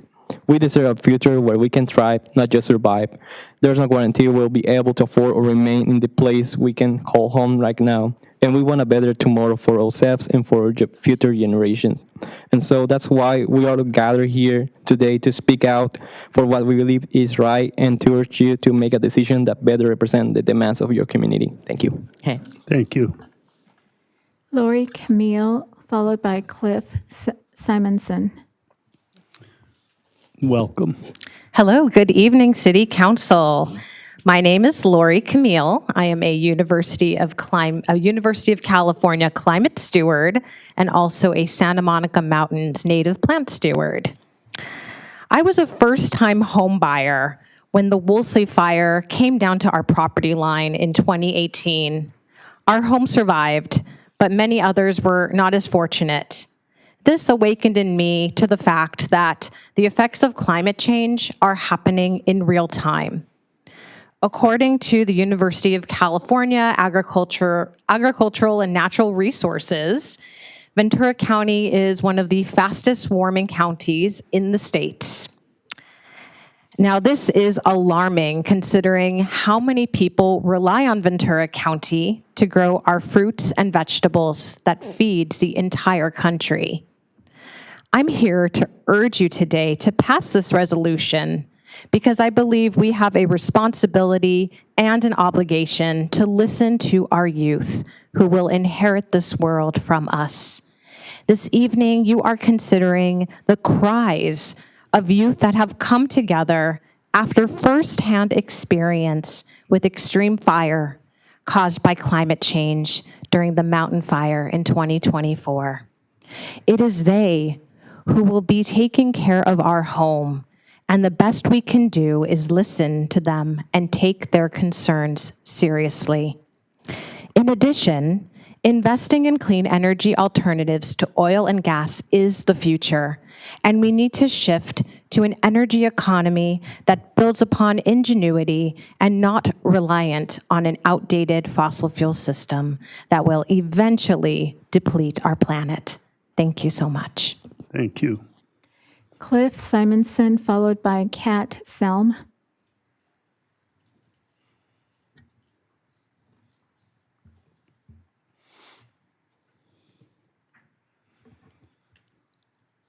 Welcome. Good evening, all. Take two. Good evening, Mayor, Camarillo City Council. My name is Cliff Simonson. I'm a Camarillo resident, and this is a tough act to follow because I'm in the oil industry. We produce oil and gas here in Ventura County, and our family's been in the oil business for 100 years. Like farmers, we're price takers, and we deliver the product that California needs, which is oil and gas. And what has been ignored here, which is pretty remarkable because they're talking a lot about, destroying the industry in California helps things. And it was mentioned by another gentleman was talking about because what we're doing is importing more and more and more oil. And I really admire the passion of the kids. I would love to talk to them and tell them, more about what they're learning and have them understand the complete nature of what's going on in the industry because we're importing billions of barrels of oil from places from overseas that treat our environment like it's trash. And whereas our company has done more for the industry in Ventura, especially because we've removed hundreds of wells and none of our wells leak because we expect them every day. So anyway, I want to make a point about the industry supports, we have 200 employees and we support jobs, contractors, mechanics, truck drivers. And when policies or resolutions like this come out, what they're doing, they're pushing people out of a job, and a job that is really, really important for supplying the energy that everybody thinks we're the villains, but we're not. I mean, I was a wildland firefighter when I was in your guys' age, and I know exactly what... Address us, sir. Address us, not the audience, please. And I know about wildfires because I've been fighting them, and I was awarded for fighting the Thomas Fire. But I respectfully ask the council to reject this resolution and support policies that support local business, local jobs, and the responsible energy policies like project processes that our company manages. Thank you. Thank you. Kat Selm, followed by Catherine Massey. Welcome. Hi, good evening, Mayor and council members. It's so nice to see you tonight. My name is Kat Selm, and I'm an environmental policy professional and climate advocate who lives in Ventura County. I'm here tonight to stand in solidarity with the youth of Camarillo. I want to thank you for your bold leadership with your climate action plan and for agendizing this item tonight. You are part of the solution as our state is tragically behind on our emissions reductions. Our future is being held hostage by a dying industry, which keeps us from transitioning to a greener, brighter future for all of us. Oil and gas production leads to massive public health impacts, costing Ventura County and its residents untold sums in health care. According to the California Air Resources Board, oil production is the largest facility source of methane, benzene, hydrogen sulfide, formaldehyde, and volatile organic compounds in Ventura County. In addition, that old song and dance you'll always hear from oil and gas industry folks on jobs really isn't true. The oil industry in Ventura County currently employs a relatively small number of workers. Based on available data, crude petroleum extraction accounts for just 137 to 283 jobs. That's 0.002% of all jobs in Ventura County. We need bold leadership to support a livable future for these Ventura County youth. In addition, in a time of great fiscal uncertainty, we need stable income sources to address the climate impacts that cost us billions. And we can receive this by making polluters pay their share. I urge you tonight to adopt this resolution. Thank you. Thank you. Catherine Massey, followed by Marvin Johnson. Welcome. Thank you. Good evening, Honorable Mayor, City Council members, and city staff. My name is Catherine Massey, and I am a longtime Camarillo resident, mother, and business owner. I'm here to urge the Camarillo City Council to vote in support of passing this resolution to phase out fossil fuels, to defend safety setbacks, hold polluters accountable, and demonstrate the city's commitment to uplifting youth voices. I care about the environment and our health and safety. My daughter, Alex Massey, cares deeply about our environment and has worked with climate organizations across the state to advocate for a clean energy future. She has been fighting for health and safety setbacks for over 4 years, and I've seen her work with many community members on the important need. Now that SB 1137 is law, the City Council must show that it supports these setbacks so we can protect more people from the harmful impacts of living near oil and gas facilities. I want to live in a Camarillo that listens to the voice of young people and people who care about our fellow community members and the environment. I hope that the City Council sees that what our young people like my daughter are fighting for is worth it and will benefit all people in the community.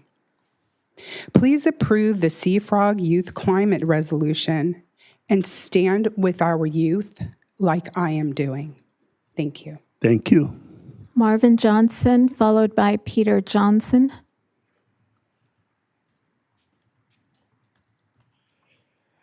Good evening, Welcome. Mr. Mayor, members of the council, staff. My name is Marvin Johnson. I want to illustrate my support for this resolution. And by the way, I applaud the city for bringing this forward. I've been a resident of Camarillo since 1955. In the 1960s, I was a student at Camarillo High School, also an athlete.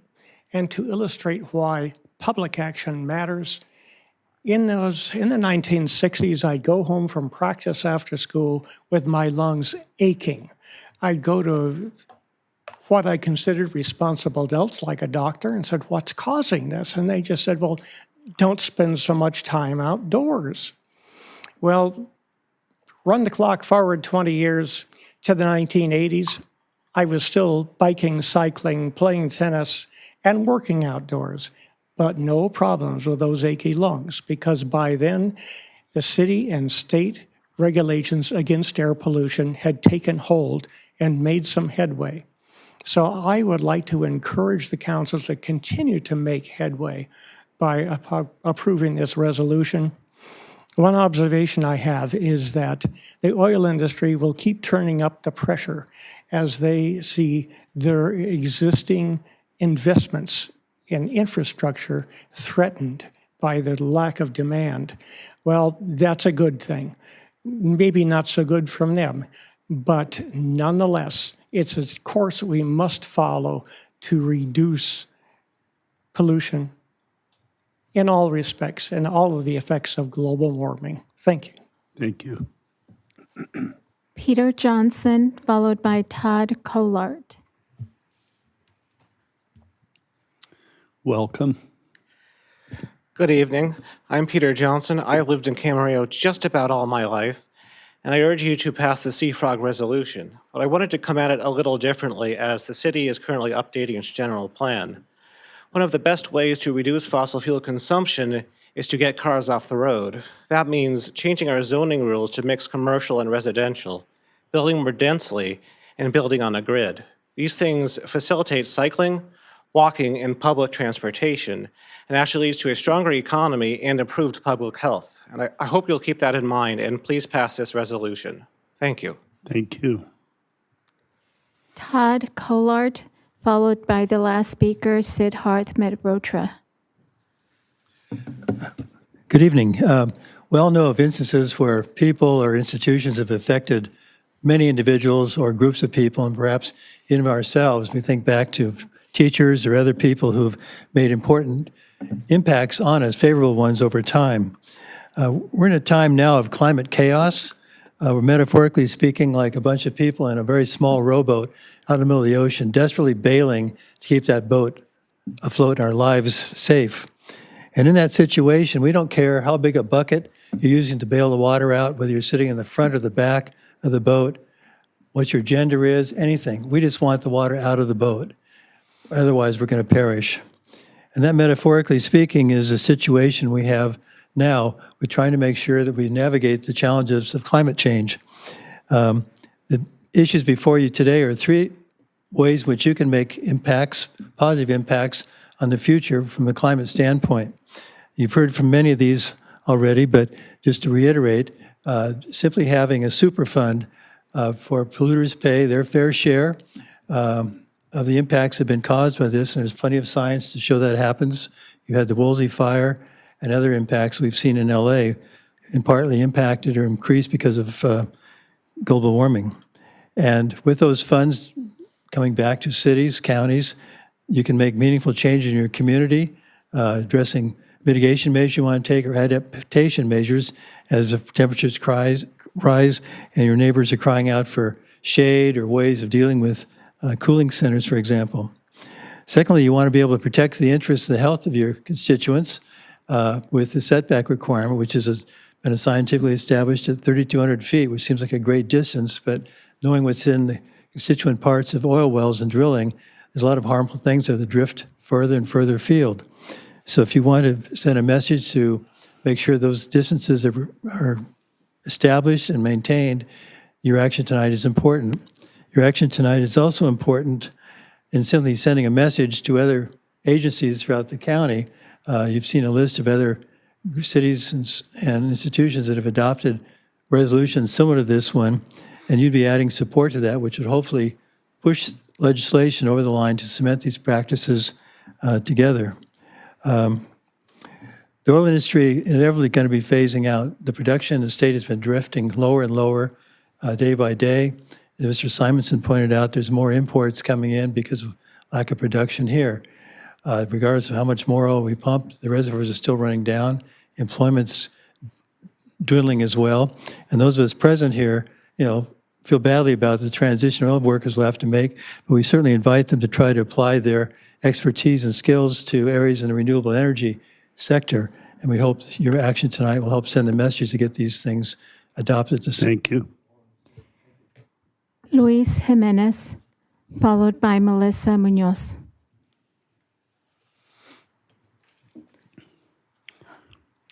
Welcome. Thank you. Good evening, Mayor and council members. My name is Luis Jimenez. I'm a lifelong Camarillo resident. I'm a supervisor at Cal NRG. I appreciate the opportunity tonight in opposition to the Climate First Replacing Oil and Gas resolution. What I see every day are hardworking local employees doing essential work safely and responsibly. These are operators, mechanics, engineers, and field personnel who care deeply about safety, environmental responsibility, and supporting their families here in Ventura County. California still relies heavily on oil and gas every single day. The reality is that producing these resources locally under California's strict environmental standards is far more responsible than increasing dependence on foreign imports from countries with weaker regulations. Resolutions like this may seem symbolic, but they contribute to uncertainty for local workers and businesses at a time when many Californians are already struggling with affordability and rising costs. I respectfully ask the council to reject the resolution and support a more balanced and practical approach moving forward. Thank you. Thank you. Siddharth Mehrotra.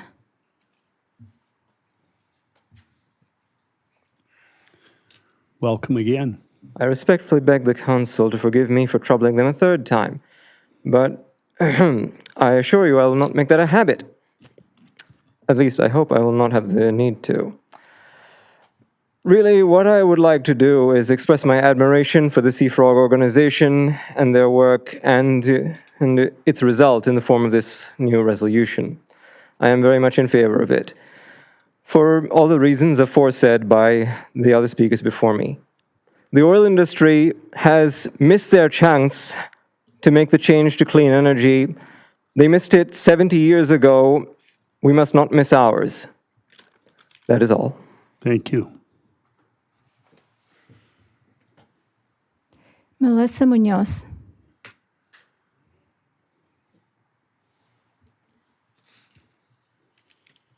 Welcome. Thank you. Good evening, Mayor and council members. My name is Melissa Munoz. I am a student at Oxnard College and a fellow youth leader with Sea Frog.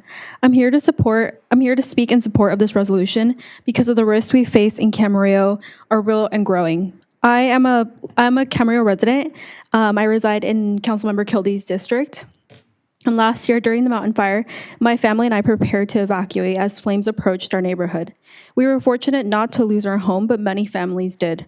And that experience made it clear how vulnerable our community is to climate-driven disasters, and how urgently we need policies that reduce risk, protect public health, and strengthen resilience. Ventura County is one of the fastest warming regions in the continental United States, and at the same time, oil and gas operations remain a major local source of harmful pollutants. And according to state air quality data, oil production has been the largest facility source of toxic pollutants in the county.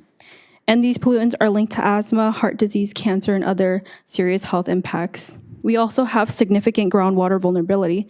More than 500 active and idle wells in the Ventura County are drilled through or adjacent to freshwater aquifers. The same aquifers our agriculture and drinking water depend on. And idle wells are particularly a concern. Ventura County has nearly 1,400, and research shows that roughly 67% of unplugged wells in California leak methane or other toxic chemicals. From an economic standpoint, the data shows that a transition away from fossil fuels is manageable.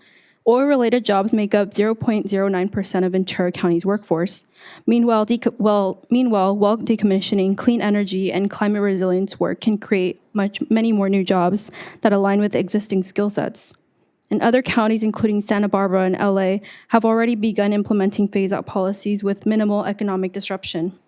Supporting this resolution also means supporting public safety. More than 60,000 Ventura County residents live within 3,200 feet of an active well or idle well. And climate-driven disasters impose millions of dollars in costs on local governments. And shifting some of that burden to the companies responsible for the pollution is both fair and fiscally responsible. For all these reasons, public health, economic stability, environmental protection, and community safety, I urge you to vote yes on this resolution. It is a responsible, forward-looking step that will help protect Camarillo families today and in the years ahead. Thank you. Thank you. Kara Sanford.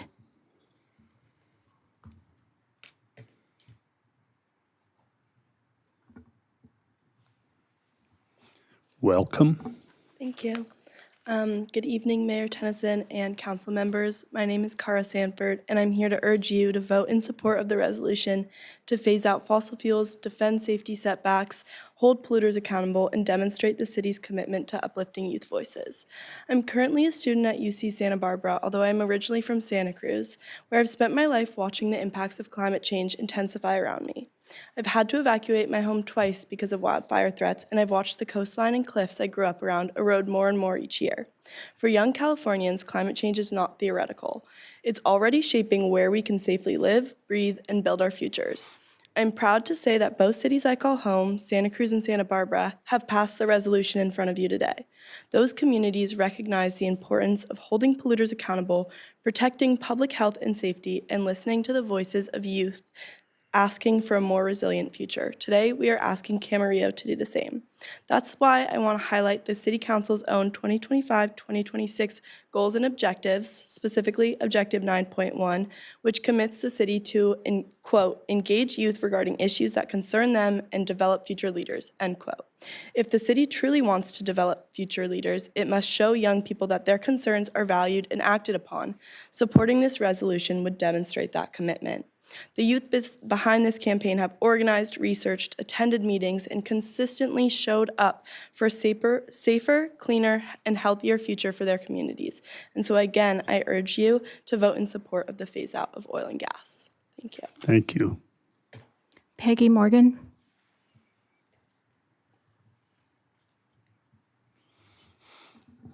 Welcome. Thank you. Good evening, City Council, Mayor. Thank you for this little bit of time. I don't often come to City Council meetings, as you know, and when I do, I usually end up speaking. I'm here because I came to this state in 1974, and I lived in LA County. I was a physical education teacher, and I can recall having to call the Air Quality Management District before we could compete in events after school. I had never before lived in a place where my eyes burned when I came home from being outdoors. And so I agree with the gentleman as to how important it is that we had the changes that helped to clean up the environment. But I'm here because I want to support the youth of this country and of Ventura County and of Camarillo because they are our future. I don't personally have children. I'm sure many of you have children and grandchildren, nieces and nephews, family members who are affected by various health concerns. Not everybody's fortunate enough to have families that are all healthy. So I hope that in looking at what these young people are asking you to do, you will realize they are our future. We are the past. We're still alive, and we don't know how long we're going to live. Nobody does. But it's time that we move past the industry that is draining us as a society and has drained us for years. The subsidies that go to oil and gas companies are unbelievable. Many countries around the world have transitioned to clean energy. We don't have to worry about whether the sun's going to shine every day or not. Most of the time here in Southern California it does, so we can rely on solar energy. And transitioning to these new types of energy, which are really old types of energy, considering the wind and the sun have been around a long time, does create change. It creates job opportunities for individuals who are willing to make the change, who can learn the new skills involved, and who can then continue to support their families. But primarily I'm here because as a retired educator, I can think of nothing more promising than supporting our youth, supporting the health of our community. And that means finding new ways to create jobs. And it doesn't have to be done overnight. But if you could support this resolution, it would say a lot to us older folks about how much we care for the younger ones. Thank you. Thank you. Any more? No more.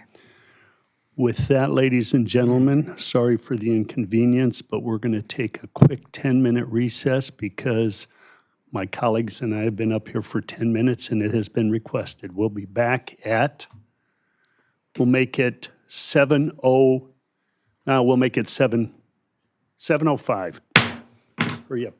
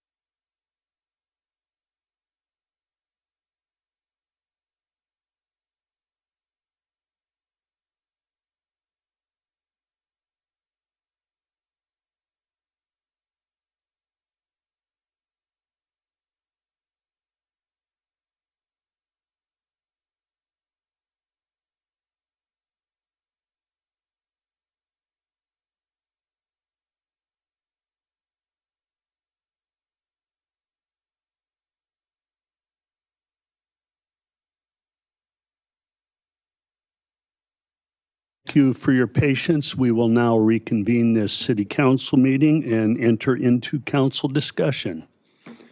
Any council member wishing to go first? No council member wanting to go first. Well, I don't want to go first, but what I did want to do, because You are going first. well, what I will Sorry. what I will ask is, since there was a committee, so I asked that this resolution come forward, but I, as always say, I don't want to go to council jail, so I have not talked to either council members who were involved in the committee. So I would actually like to hear the feedback from the conversations that happened during that committee. They didn't volunteer. I looked at them. Mr. Tremblay or Councilmember Santangelo, would one of you like to go first? I'll go first. I can report from the committee that we had differing opinions and some concerns about the jurisdiction of the resolution. And so that's why we had it brought to council without a recommendation. So that's where the committee stands. But I'll go ahead and continue. This resolution does a number of things. It calls for the governor and the Ventura County Board of Supervisors to stop issuing new oil and gas permits and to accelerate the phase-out of fossil fuel extraction. It calls for California lawmakers to hold fossil fuel companies financially accountable for climate-related damages. It calls for state leaders to defend and enforce the 3,200-foot setback protections. It calls for oil companies to fully fund and complete cleanup of idle and orphan wells. And it calls for the continued commitment to climate justice and transition to renewable energy. The bottom line is that I support all of these things. Full disclosure, I have met with CFROG members on multiple occasions. I have read the multiple letters of support we have received, and we've received many more in support than against this resolution. I sit on the policy committee and have heard public comment during those meetings as well, some for and some against this resolution. I'm impressed with the passion of the young people who have worked on this resolution and who support it. I am worried for these young people who will be shouldering the burden of our choices today. I want to thank everyone who took the time to be here tonight and to share their experiences with us. I really mean that. We really appreciate you all being here, taking the time and effort and courage sometimes that it takes to speak at city council meetings. There have been concerns regarding jurisdiction. In other words, does this resolution apply to our city? I have given this a lot of thought and believe that it does. The effects of climate change are widespread. In fact, Ventura County, as has been mentioned tonight, is one of the fastest warming regions in the continental U.S. Our community has already experienced the climate effects of fossil fuels. Camarillo has had its share of wildfires and landslides, and there will be more. There are long-term health effects that will impact our residents. Sustainability must be built into all we do. All of these things impact quality of life and cost taxpayers millions of dollars. And for these reasons, because climate change knows no boundaries, I believe this resolution does apply to the residents of Camarillo. Finally, as I said earlier, I have really been impressed with the young people who I have met and who I've heard from via email. I want to listen to the voice of young people, not just because they are young, but because they are the ones who will be saddled with the long-term effects of fossil fuels. They deserve bold leadership and action today. I will be voting in favor of this resolution. Who would like to go next? Vice Mayor, I think it's up to you. Sure, I can go. Good evening, everyone. And thank you to all of the students, all of the community members, residents who spoke tonight on both sides. I believe your voice matters, and your voice deserves to be heard. I want to begin by saying that I also have a great deal of hope for our future.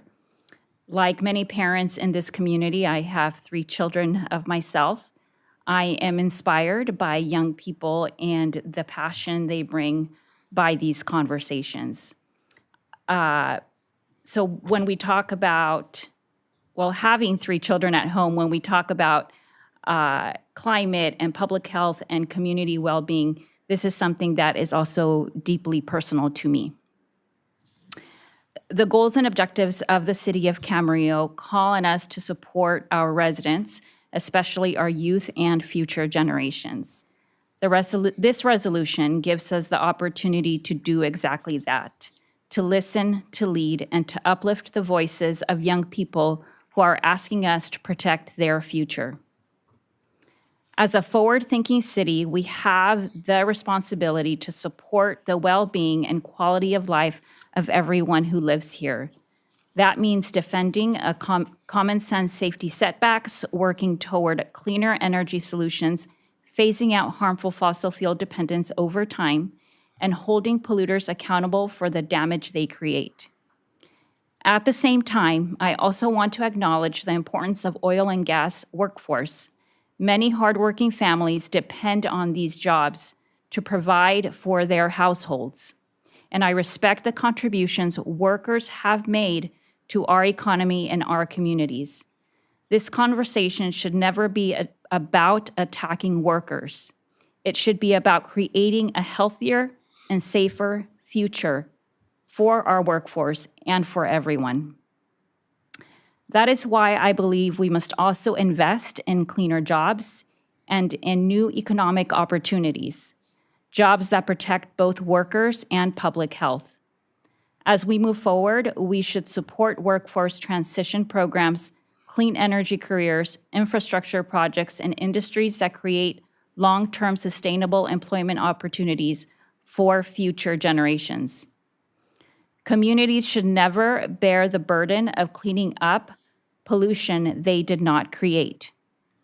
The responsibility belongs to those who cause the harm. If industries profit from these communities, our communities, then they must also take the responsibility for protecting them. We are already seeing the impacts of climate change and extreme heat here in Ventura County. According to scientific reports, Ventura County is warming faster than many other regions in the country. I recently spoke with farm workers. As many of you may know, I'm also executive director of Friends of Field Workers, a local nonprofit supporting farm workers. And these farm workers have shared with me that this strawberry season picking that once lasted 6 to 8 weeks are now sometimes reduced to like 2 weeks because of, and we do not know what the reason is, but it could potentially be because of the changing weather conditions. So this means there are fewer wages, less stability for families, and growing uncertainty for workers who are also already vulnerable.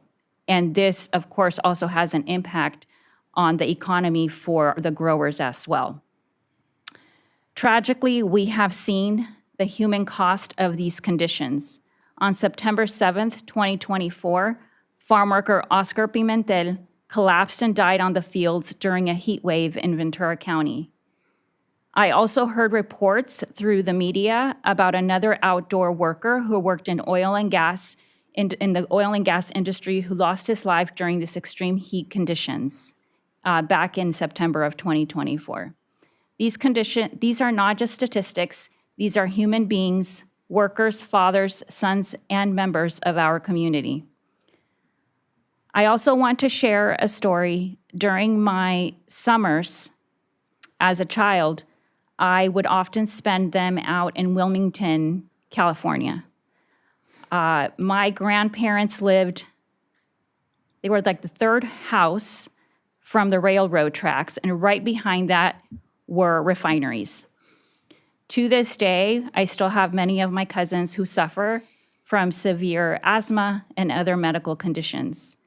And for those who want to know a little bit about Wilmington, it's a predominantly Latino low-income community in Los Angeles that lives surrounded by some of the largest concentrations of oil and refineries in the state. Many homes, such as my grandparents, were also just hundreds of feet from active oil operations. And as mentioned earlier, residents experience higher rates of asthma, heart disease, pollution-related illnesses, and other chronic health conditions. Studies have shown that pollution from oil and gas operations disproportionately impact Black, Latino, Indigenous, and Asian communities. And I know some of that is mentioned in or touched upon in the resolution. Researchers have linked this pollution to thousands of premature deaths, preterm births, childhood asthma cases, and cancers nationwide. California suffers more from these impacts than any other state. These patterns are not accidental. For decades, communities of color and working-class neighborhoods have too often been asked to carry the environmental and health burdens of industrial development while receiving a few of the long-term benefits. This resolution is about making sure that Camarillo chooses a different path. We can support economic opportunity while also protecting public health. We can stand with workers while demanding safer conditions and cleaner industries. And we can ensure that future generations inherit a city that values health, sustainability, and human dignity. Tonight, supporting this resolution means standing with our youth, with working families, with science, and with the long-term well-being of the Camarillo community. I do believe that Camarillo today has the opportunity to lead with courage and compassion and responsibility, and I personally do support this resolution. And I would be glad to hear what the rest have to say. Well, good, you'll get to. Mr. Kildee.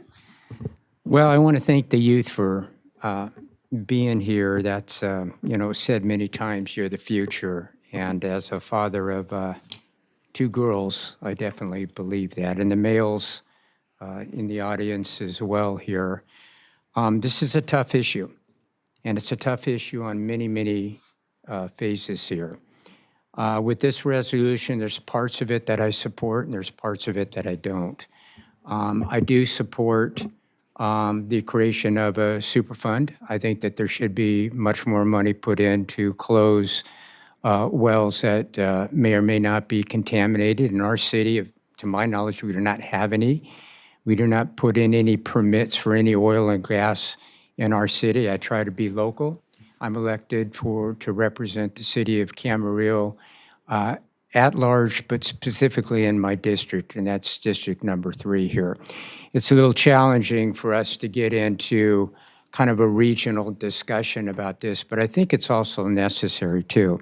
I do support SB 1137. I think that's important for the setbacks to be able to protect our residents here. Although it's not necessarily an issue with our residents here, but it could very well be in the county and the state. I'm very much aware of this. I think it's premature to phase out oil and gas at this particular point.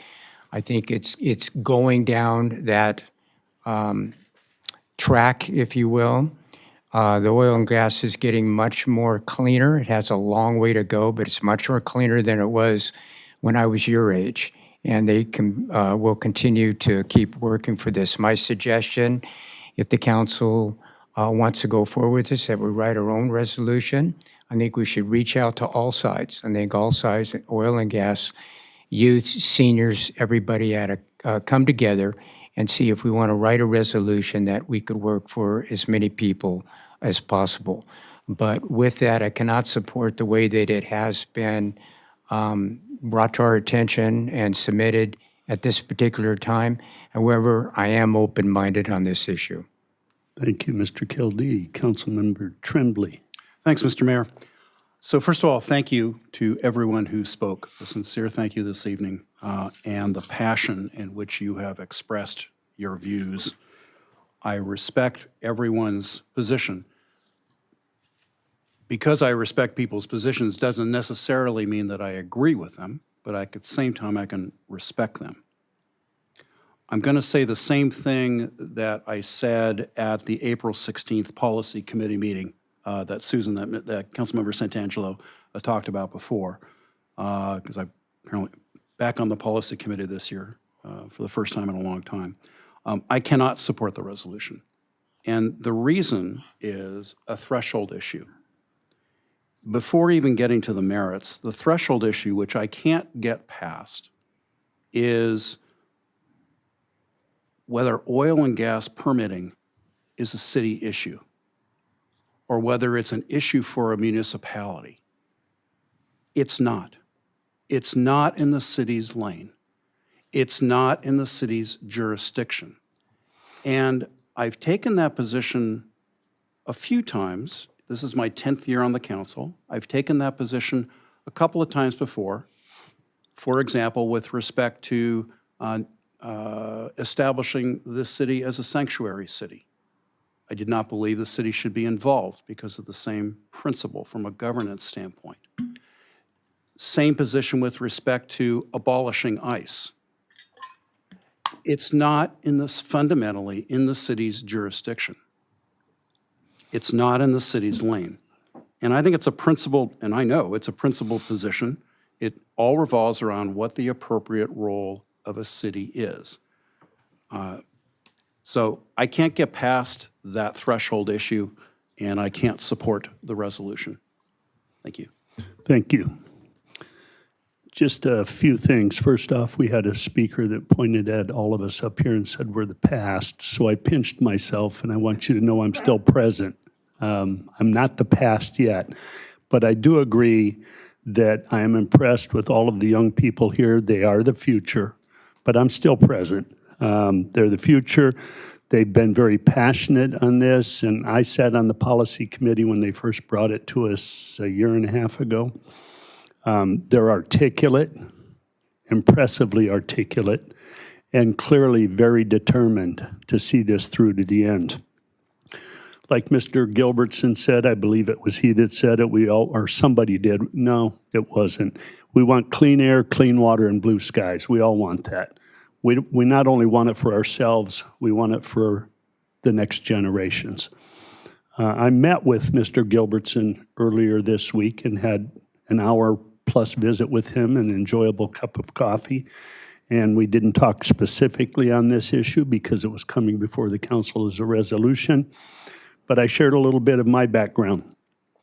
I raised my daughter in Camarillo. She's an educator, a principal at a middle school. I have a younger brother that followed me out here 20 years later who provided me with 3 young nephews and a beautiful young niece. My daughter has given me 2 absolutely wonderful grandsons and the prettiest, most precocious 2-year-old little granddaughter finally. And I shared with Mr. Gilbertson, I care about people my age because we carried the burden for a long time. I care about people my daughter's age because she is the one that's ushering in the next future. I care about my nieces and nephews, and I care about my grandchildren. And my hope, my daughter was raised here in the 80s. My hope is that my nieces and nephews and my grandchildren have the opportunity to experience some of Camarillo that my daughter did, some that I did coming here as a 22-year-old brand new deputy sheriff into Camarillo. And I want them to experience it. My issue with the CFROG resolution is that it's asking us, as Mr. Tremblay says, what's the threshold? We don't issue oil permits in Camarillo.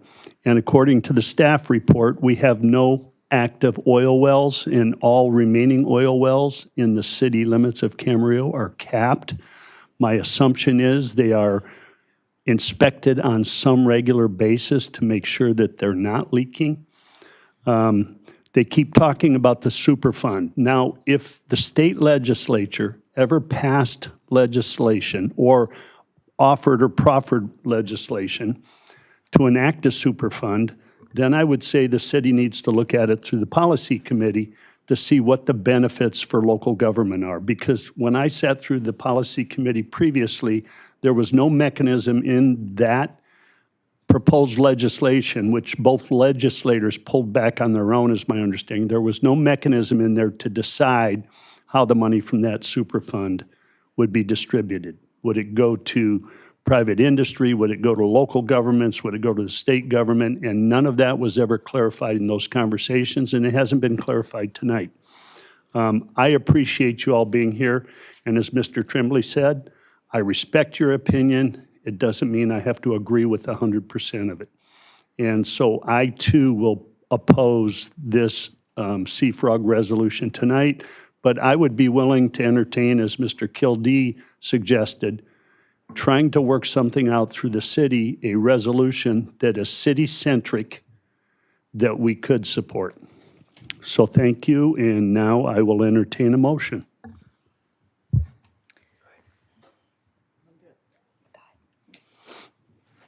Okay, I will move that we adopt the Climate First Replacing Oil and Gas resolution. I will second. We have a first and a second. Would you do a roll call vote? Councilmember Santangelo, Yes. Vice Mayor Martinez Bravo, Yes. Councilmember Kildee, No. Councilmember Tremblay, No. Mayor Tennyson. No. That motion fails 2-3. Thank you. So, Mayor, if I may, so I'd like to offer a suggestion Now, on another on this. on another motion? Yes, it could be another motion. Well, I'm trying to figure out what you're trying to offer. Okay, so what I'm trying to offer is, since it sounded like there could be some support to bring a resolution back,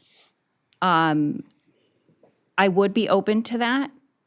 I would like to involve our youth as well in that work.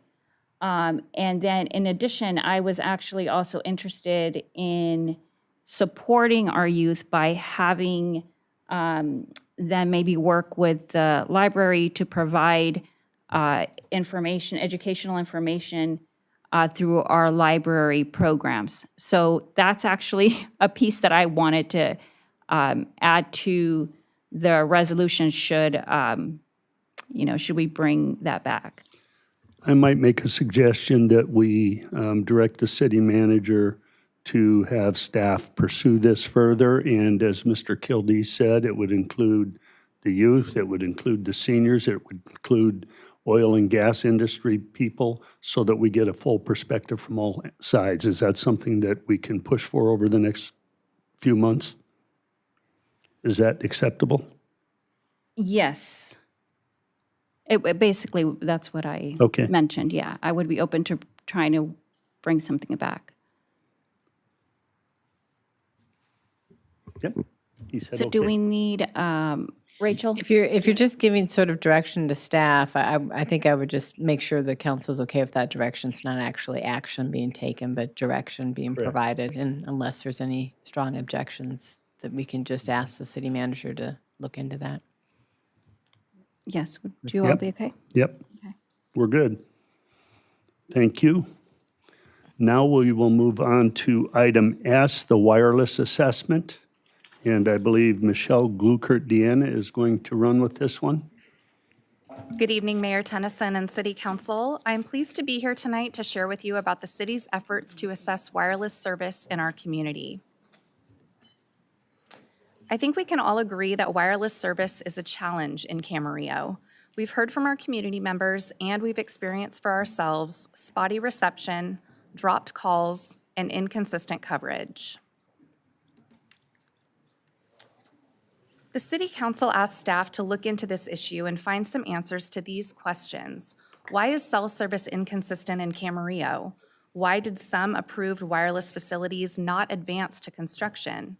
How can we improve cell service in Camarillo? At the request of your council in January 2024, staff presented information during a public meeting about how many permits had been approved by city staff over the last 20 years and how many of those had actually been constructed. Only about a third of the approved facilities had been constructed by the carriers.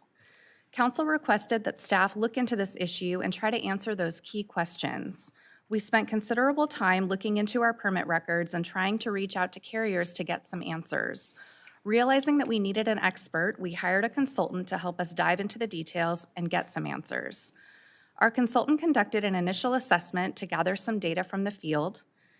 To emphasize the importance of this issue to the city as part of the City Council strategic plan for fiscal year 2025-26, your council added a new objective under the community enrichment goal to explore opportunities to engage providers to improve cell phone coverage within the city of Camarillo.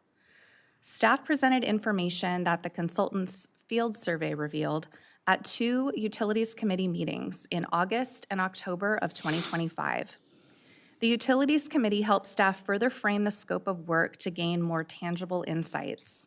We expanded the consultant's scope of work, they gathered more information, and staff returned to the Utilities Committee in March and April of this year.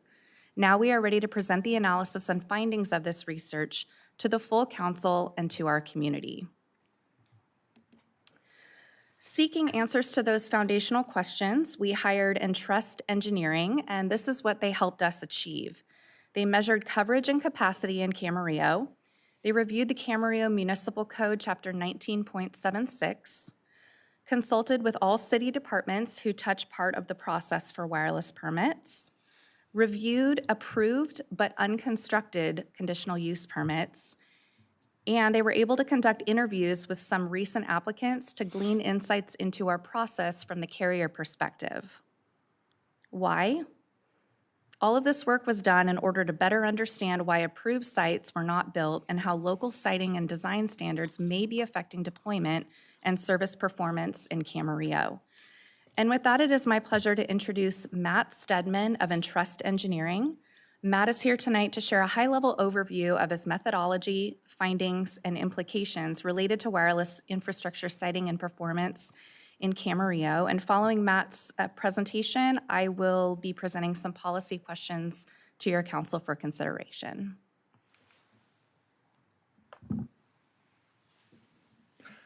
Good evening, everyone. My name is Matthew Stedman. I work for Entrust Solutions Group, and I want to summarize the results of the work that we did with senior staff on some of the wireless issues that are affecting Camarillo. As you can see on the chart there, we looked at 11 CUP applications and did a detailed analysis on 6 of those. 5 of those were ruled out in terms of why we didn't look at them. The reason was because Dish Wireless had ceased operations in 2023, so there was no real path to find any viable information. So the 6 that we focused on, 5 of those were AT&T. One of those was Verizon Wireless, and those were all applications between October of 21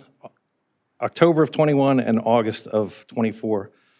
We looked at CUP application records.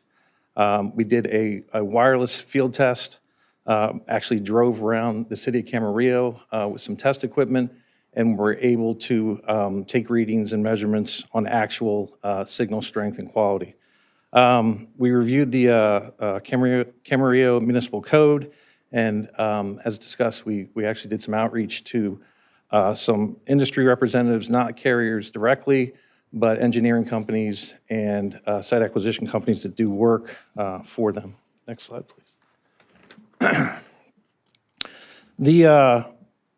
The bottom line from our research indicated that the build out for approved designs really depends on whether it still meets carrier technical and investment thresholds. And it doesn't necessarily guarantee construction because carriers are looking for a predictable cost efficiency and return on their investment. Some of the constraints that are created by some of the policies in Camarillo may restrict designs and therefore restrict effectiveness and coverage efficiency for the carriers. None of these issues are carrier specific necessarily. The results of the drive test indicated that the 3 major carriers, AT&T, T-Mobile, and Verizon, which are the ones we tested for, they all have different performance issues depending on location, and that could be for a variety of reasons. Next slide, please. The key findings were that the city by all accounts, from speaking with industry folks, the city does an excellent job of adhering to its existing codes and processes and procedures. There were no issues with timeliness. I think the issue that continued to bubble up was a kind of a broader issue, which was that the combination of the significant terrain that you have in Camarillo, where you have sharp increases in elevation, you have a lot of canopy, a lot of tree foliage that impacts signal quality, kind of in combination with the requirements from your code, design requirements, that creates an impact to a number of things for the carriers, but probably it most seriously drives cost decisions. And when we say that you have control over the approval process and not necessarily deployment, that's because you don't know how your approval is being impacted by a broader regional budget and decisions that are happening in other communities around, and the cost of those sites as well. But generally speaking, the CMC reduces technical efficiencies for the facilities that are approved, and that may, again, impact decisions to move forward. The way that it does that is there are limitations. You have height restrictions, obviously. There's stealthing requirements, camouflage requirements, language that calls for least intrusive means, things like architecturally integrated, require very specific and intricate designs that drive cost up. And so that, again, may impact carrier decisions to how they will invest in Camarillo. If they can invest more capital in other cities on a higher cost per basis, that's a decision some carriers may make. And although your overall code does reduce visual impact, it does produce a lot of constraints for technical efficiencies. And that concludes my presentation. Thank you, Matt. And now we wish to present some policy considerations to the City Council for direction to city staff on how you'd like us to proceed. The overarching policy question is this: do we want to sacrifice design for better service? Specifically, we have 3 policy considerations for you. The first one, should the city continue evaluating whether targeted updates to the city's wireless siting framework are warranted? Number 2, should the city conduct a focused review of applicable provisions in the Camarillo Municipal Code? And finally, should the city facilitate deployment of wireless facilities on publicly owned land? The first policy consideration is to determine if targeted updates to the city's wireless siting framework are warranted. This involves reimagining our CUP application process for wireless facilities, revisiting application fees for these types of projects, and/or creating guidelines targeted at wireless carriers as a helpful resource to guide them through our process and demonstrate what types of facilities we would like to see in Camarillo. The second policy consideration is to determine if you will direct staff to do a focused review of the Camarillo Municipal Code, Chapter 19.76, specifically in regards to easing the standards for wireless facilities as they relate to setbacks from the property line, maximum height of facilities, lessening the stealthing and camouflage design requirements, considering a closer proximity to residential areas, and making these facilities allowable in more zoning districts. And the final policy consideration is to determine if you would like staff to collaborate with others to identify practical options for improving coverage. We know that some of our gaps in coverage exist in residential and open space or park areas. So one example of this collaboration would be for the city to collaborate with the Pleasant Valley Recreation and Park District to streamline and administratively approve facilities that are located on either PVRPD or city properties. And in closing, these are the recommended actions for your council this evening as listed in the agenda report. Staff is seeking your direction on moving forward with any or all of these actions. And this concludes my presentation. I am certainly available if you have any questions. Any questions for Michelle or the consultant? Mr. Tremblay. Thanks, Mr. Thanks, Mr. Mayor. The consultant is here. Okay. There's a question.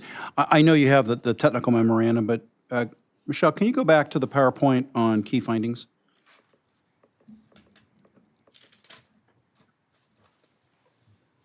Okay. I'm not sure I understand number 3.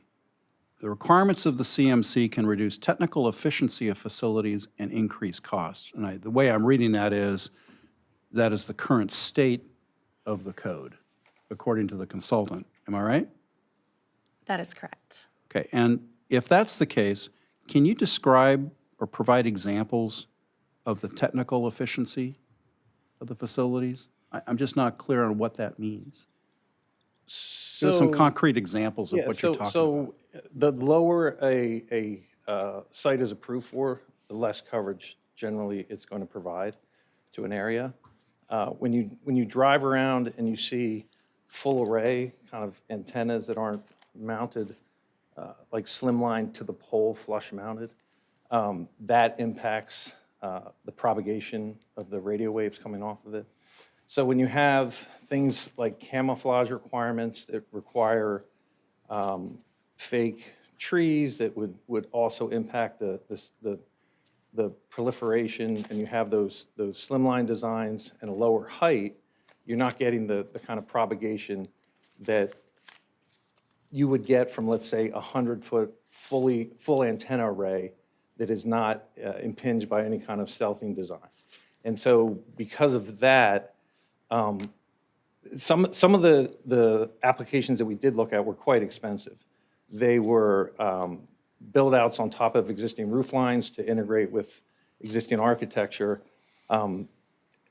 extremely expensive compared to a 100-foot tower. The other advantage would be a higher site facility would allow other carriers to also utilize it from a co-location perspective. It's valuable to them. But if you're approving, let's say, a 45-foot clock tower design that's architecturally matched to the existing facility, that's very expensive for the carrier to build, and it's not a co-locatable facility that they're going to get any kind of cost sharing. If I'm understanding, though, and thank you, by the way, great report, but if I'm understanding correctly, the applications that were provided to the city had these expensive constraints.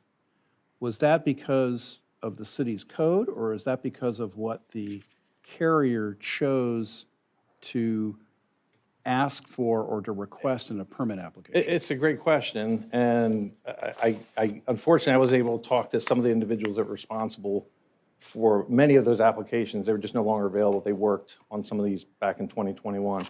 I can tell you from having a background in that industry, the preference is not to build that type of expensive stealth facility just because of the cost and the amount of time that it'll likely take. If your question is, did they come up with that expensive design? They may have, but they did so because that was what they thought was the only thing that was going to get passed in that particular location because of the zoning requirements. Okay, so it would be principally, if I stay with it, principally because of what their interpretation of what our municipal code said. I wouldn't know if that was principally it, but I can tell you the preference would be to build the most co-locatable, simple structure without any impingement to propagation.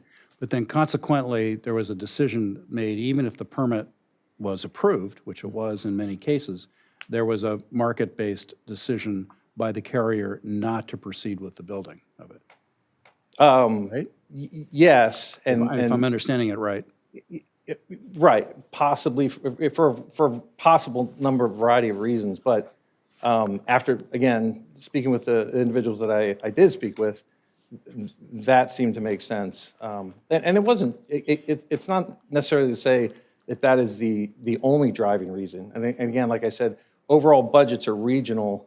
It may be impacted by other builds during that same time frame, or other sites that were actually approved in Camarillo that they decided to reorient towards this particular area to fill in that coverage. And they said, well, then we don't need to build this expensive site over here. Which probably goes to show, if nothing else, it's completely a market-based decision. It's a decision by the carrier, it's not a decision by the city. Oh, no, absolutely, you're right. But I guess what I find interesting is that when you have a carrier who has provided a permit application and gone to all these lengths and the expense of the process, has the permit approved, and then says, we're not going to build it. You know, having gone through that whole process, that entitlement process, spending all that money and then backing out is interesting. And I'm trying to correlate it with the city's standards, which I think we should take a look at, but something is, it's just not quite jiving with, in terms of the You're right, there could be attitude. other reasons. It could be an uncooperative landlord, meaning they couldn't reach a deal for for the ongoing rent for that particular facility. But if the application was originally submitted and there was kind of an iterative increase to the requirements, because a lot of it, you know, is subjective in terms of matching aesthetics and things like that. Can you do this instead of this? Can you do this? Can you create this instead of this requirement? And that may change it. It may drive up the cost significantly. You know, it depends on the design. And if I'm, just one more, Mr. Mayor. Sure. In our city, you know, we have Camarillo Police Department officers having calls dropped in Midtown, has been described to me. So I think of this not only as a resident convenience issue, I think of it as a public safety issue. So with that in mind, is there any, are the carriers in your professional experience responsive at all to the public safety aspects of this? Or is this still driven completely by whether they want to do this or not? No, I think there's a big concern for public safety. And I think the carriers, you know, we have discussed with staff that I think the messaging is you want to be known as that city that's kind of the co-venture on these types of projects, right? So you know, if there's an outreach, there'll be an answer is my opinion on that. Great. Thank you. Thank you. Thanks. Anybody else? I have a question. Go ahead. Because Mr. Tremblay asked a lot. In your professional opinion, if this issue was revisited and if the regulations, pro or con, were looked at and made more feasible, would that enhance our hand as far as getting, and I'll have some comments after this, but as far as getting some of these permits going in a better direction? Yeah, I would say yes. I think if you put up a sign that says we're open for business and we're a willing partner, I think that would encourage the care. I mean, again, having done this in a past life, you know the cities that are going to be difficult to get an approval on the type of facility you're looking for, and that kind of builds over time. And I'm not saying that's the case in Camarillo. I think the perception is that Camarillo follows its code as is in an efficient manner, and they're very quick about it, and they know what they want. I think that's the feedback. But I think, unfortunately, some of those constraints, if you can build a 100-foot site and get good propagation off of it, you don't need to build another one. But if you build a 45-foot site and it's constrained by camouflage and stealthing, you're going to need to build a second one, possibly a third one, particularly in today. And the reason this has shifted really is, 10 years ago, we were talking about LTE kind of propagation, and now it's 5G, and everybody wants to be streaming 24/7. You got to have more sites closer together, and I'm not saying it's the whole thing, but parts of your code maybe discourages that in some ways, and in other ways is great because it's protecting the beauty of the city. Thank you. Thank you very much. Madam Clerk, any public comments? No comments.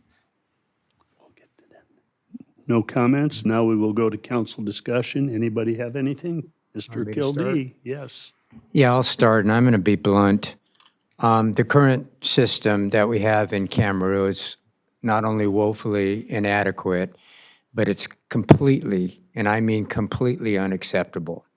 For a lot of reasons, Mr. Tremblay had stated, Mayor Tennyson, Vice Mayor Martinez-Bravo, Councilmember Santangelo have stated for the last 4 years, we cannot have a state-of-the-art city, one of the best libraries in the county, roads that are award-winning infrastructure, a boulevard that's been rehabbed and a beautiful park there, and the majority of our residents really enjoying living here and have a really crummy cell phone service. That's not even to mention, and I'm getting on my soapbox here, the public safety issue here. We have got to do something to improve this situation.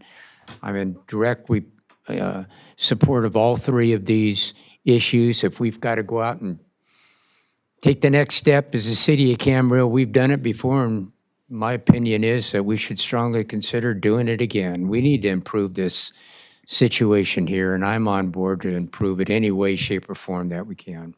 Thank you. Well, ditto. I was just in a meeting yesterday with someone who was out of town, and she was on the phone, and she was trying to get an address, and I think the other person said something like, no, I'll text it to you. She said, no, I'm in Camarillo. There's like poor reception. Like I won't even get the text. So absolutely, I think this is critical. It is a public safety issue. I've been in those dead spots.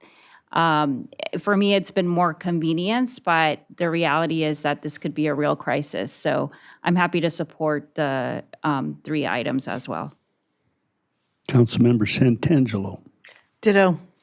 Thank you. Councilmember Tremblay. Ditto. Gosh, I feel bad. I think we have to do something, and I will support the 4 recommendations from city staff on this. I experience this on a daily basis, and yes, it's merely an inconvenience to me. If I didn't have internet at my house, I wouldn't be able to make any phone calls. But during the mountain fire, I noticed how extremely critical it was because electricity was out, which meant I had 0 cell phone coverage. And I have a lot of elderly, and someone would say I was elderly. Neighbors that came up to me asking whether or not they should evacuate. And I said, you got the evacuation order, please follow it. They said, are you going to evacuate? And I said, I'm thinking about it. But during that, with all the electricity out, there was next to no cell phone coverage. And that wasn't just with one carrier. It was with at least 2 different carriers. So I will support staff's recommendation. Do we need a motion on this? I'm happy to make a motion. You need a motion? It says provide staff direction. Yeah, I think they're looking for direction, so you can give them direction. I have just one question. Is the recommendation, the prior slide are the 3, Michelle, the prior slide are the 3 key questions? Do the recommendations on the slide track? Do they track the considerations Yes. in all respects? Yes, they do. Okay, great. I'll move, and with thanks to our consultant and Michelle and staff for all of their work, I will move the 4 recommended items. Do we have a second? We have a second. Madam Clerk, roll call. Councilmember Santangelo, Yes. Vice Mayor Martinez-Bravo, Yes. Councilmember Kildy, Yes. Councilmember Tremblay, Mayor Tennyson. Yes.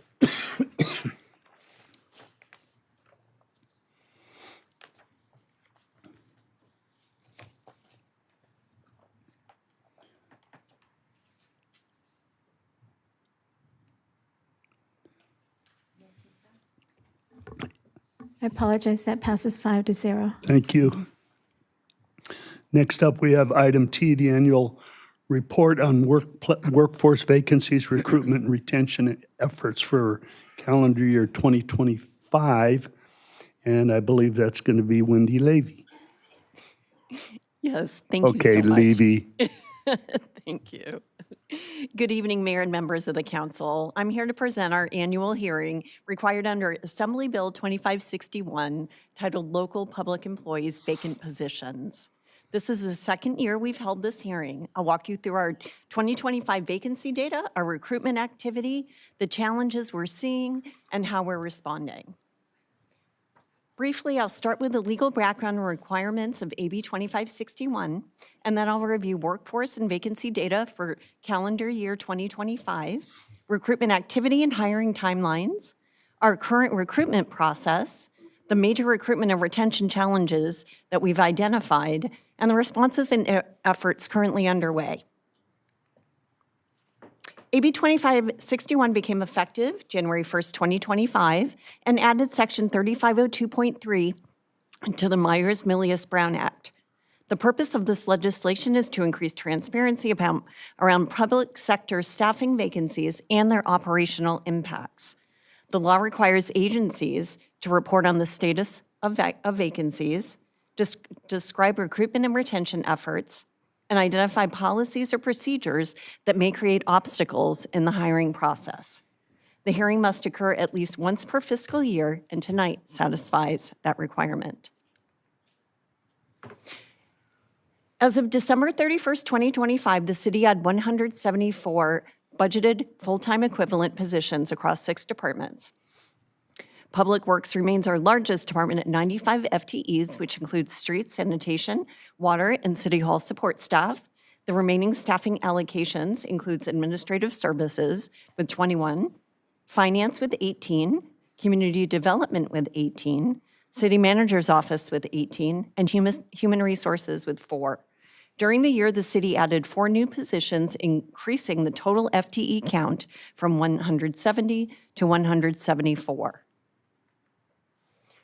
Our average vacancy rate for 2025 was 4.1%, which is well below the peer agency average of approximately 6.6%.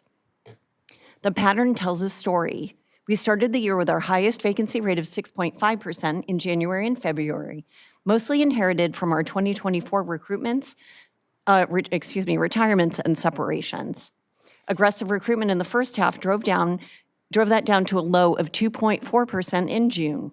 The uptick in the second half reflects the 4 new budgeted positions added after July 1st and a normal pattern of mid-year departures. We ended the year at roughly 5.5% vacancy rate, with about 10 positions open against 174 budgeted. This slide breaks down the reasoning behind each of the 25 vacancies we saw in 2025. The largest single category is promotion or transfer at 36%, which is equivalent to 9 positions, which is actually a positive signal. It means we are growing people internally and moving them into higher level roles. The downside is that each promotion creates a backfill vacancy, so one departure can generate 2 recruitments. Retirements and newly budgeted positions each account for 24%, 6 positions each. For involuntary separations, that accounts for 12%, and the smallest category is resignation for which is 1 job at 4%. Taken together, the data shows that most of our vacancies in 2025 were planned or anticipated. Retirements we knew were coming, and new positions council intentionally added.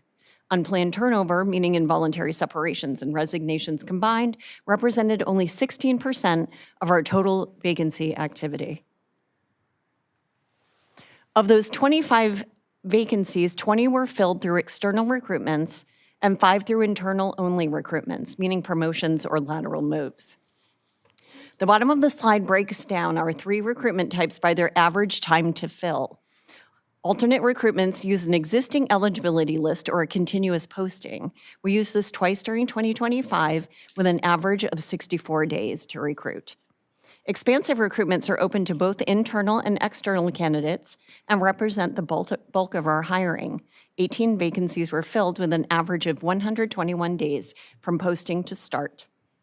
Focused recruitments are internal only. We ran 5 of these with a faster 59-day average since the candidate pool is already employed by the city and many of the pre-employment steps are streamlined. The 121-day expansive average is the number we most want to bring down. Our normal recruitment process moves through three phases: setup, selection, and onboarding. Most of these steps are required by our personnel rules or are required by law, but the cumulative effect is what drives our 121-day average for expansive recruitments. Where we have flexibility to compress steps without compromising rigor, we're actively doing so. That includes parallel tracking background processes and condensing application screening windows.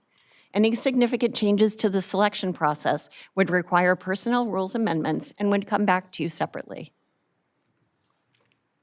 We've identified 6 recurring challenges that affect our ability to recruit talent. Technical recruitments. For those, our overall pool is healthy, but for specialized technical positions, the minimum qualifications and licensing requirements significantly narrow who can apply. The time to hire is a multi-step process that can stretch for several months. Some of that is on HR, multi-step screening panels, eligibility lists. But part of the timeline is also driven by the candidates themselves, finishing projects with their current employer, completing planned vacations, or working through their notice period. Strong candidates often have competing offers in hand before we can extend ours. Also, there's limited brand recognition. Local government roles aren't always visible to passive candidates in the way private sector tech, healthcare, or finance roles are. There's also a perception of government jobs, and it's a persistent misperception that public sector work is slow-paced or low impact, which affects our applicant flow. There's also workforce flexibility that is also a concern. Remote work and work-life balance expectations have shifted significantly post-2020, and many of our positions are operationally tied to city facilities. Finally, leave accrual. This one comes up repeatedly. Candidates with significant tenure elsewhere don't want to start over at 0 vacation accrual, and we've lost candidates specifically over this. The next slide maps each challenge to a concrete response. For each of the 6 challenges I mentioned, here's what we're doing. For technical recruitments, we're doing more targeted outreach to professional associations and technical programs, and we're reviewing minimum qualifications to ensure they reflect what the job actually requires versus historical preferences. For our time to hire, we're streamlining the posting, screening, and interview steps whenever we can without compromising the integrity of the process. Brand recognition is being addressed through a modern branding campaign that showcases what makes our work meaningful. The perception of government jobs is being addressed by employee testimonial videos that will let current staff speak directly to purpose, growth, and work-life balance. For workforce flexibility, we're implementing wellness initiatives and exploring what flexibility can offer within our operational constraints. For leave accruals, the more substantive response is the comprehensive benefits study, which Council heard about. That work is underway and will give us data-driven options related to prior service credit, starting accruals, and other competitive features. This is a multi-track effort. Some items like the benefits study are policy decisions that will come back to Council. Others like outreach and branding are operational, and we're moving on them now. And that concludes my presentation. It's my pleasure to answer any of your questions. I have no questions. No questions. I don't have a question. Open the public hearing. Madam Clerk, any comments? There are no comments. The public comment portion of the public hearing is closed. Any questions from council? I don't have any questions. I have some comments when it's appropriate. Council discussion? Mr. Kildee? Am I allowed to vent up here? This is the epitome of an unfunded mandate from the state of California that we don't need to do in our city. If they're interested in running the state, I understand that. All of us and all the previous councils and our staff know how to run a city. This really gets to me here. And I've been in here a long time. And I've never seen a situation where we haven't been able to find an employee at some point. It hasn't always been as early as we need it to be. And there's been financial constraints here. But if you look at our staff, I think we've done a pretty good job at hiring our staff level here. And this is what really gets to me here. And I'll go to my grave with a council member that would cry unfunded mandates here, keep me up at night after the council meeting. But I love this right here. And let me just vent really quickly and everybody can get. So I love this. The California Constitution requires that the state to reimburse local agencies and school districts for certain costs mandated by the state. Statutory provisions establish procedures for making reimbursement. However, I love this. This bill provides that no reimbursement shall be made pursuant to these statutory provisions for costs mandated by the state pursuant to this act. However, we do recognize that local agencies and school agencies may pursue any available remedies to seek reimbursement for these costs. Staff, you did a great job with this. I guess it means that maybe Friday we have a fish fry or something and raise enough money to do this thing. But anyhow, it was very high quality. I am fully in support of our outstanding employees here. I have a lot of confidence in our city to go forward with this. It is law. I'm going to follow this thing. I'm going to do this dance in here, but thank you for allowing me to get this off my mind. Does anybody want to follow Mr. Kildee? No. I don't see anybody else that wants to talk.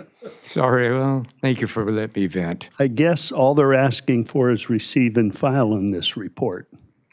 So unless there's an objection, we will receive and file this report. Thank you. Thank you.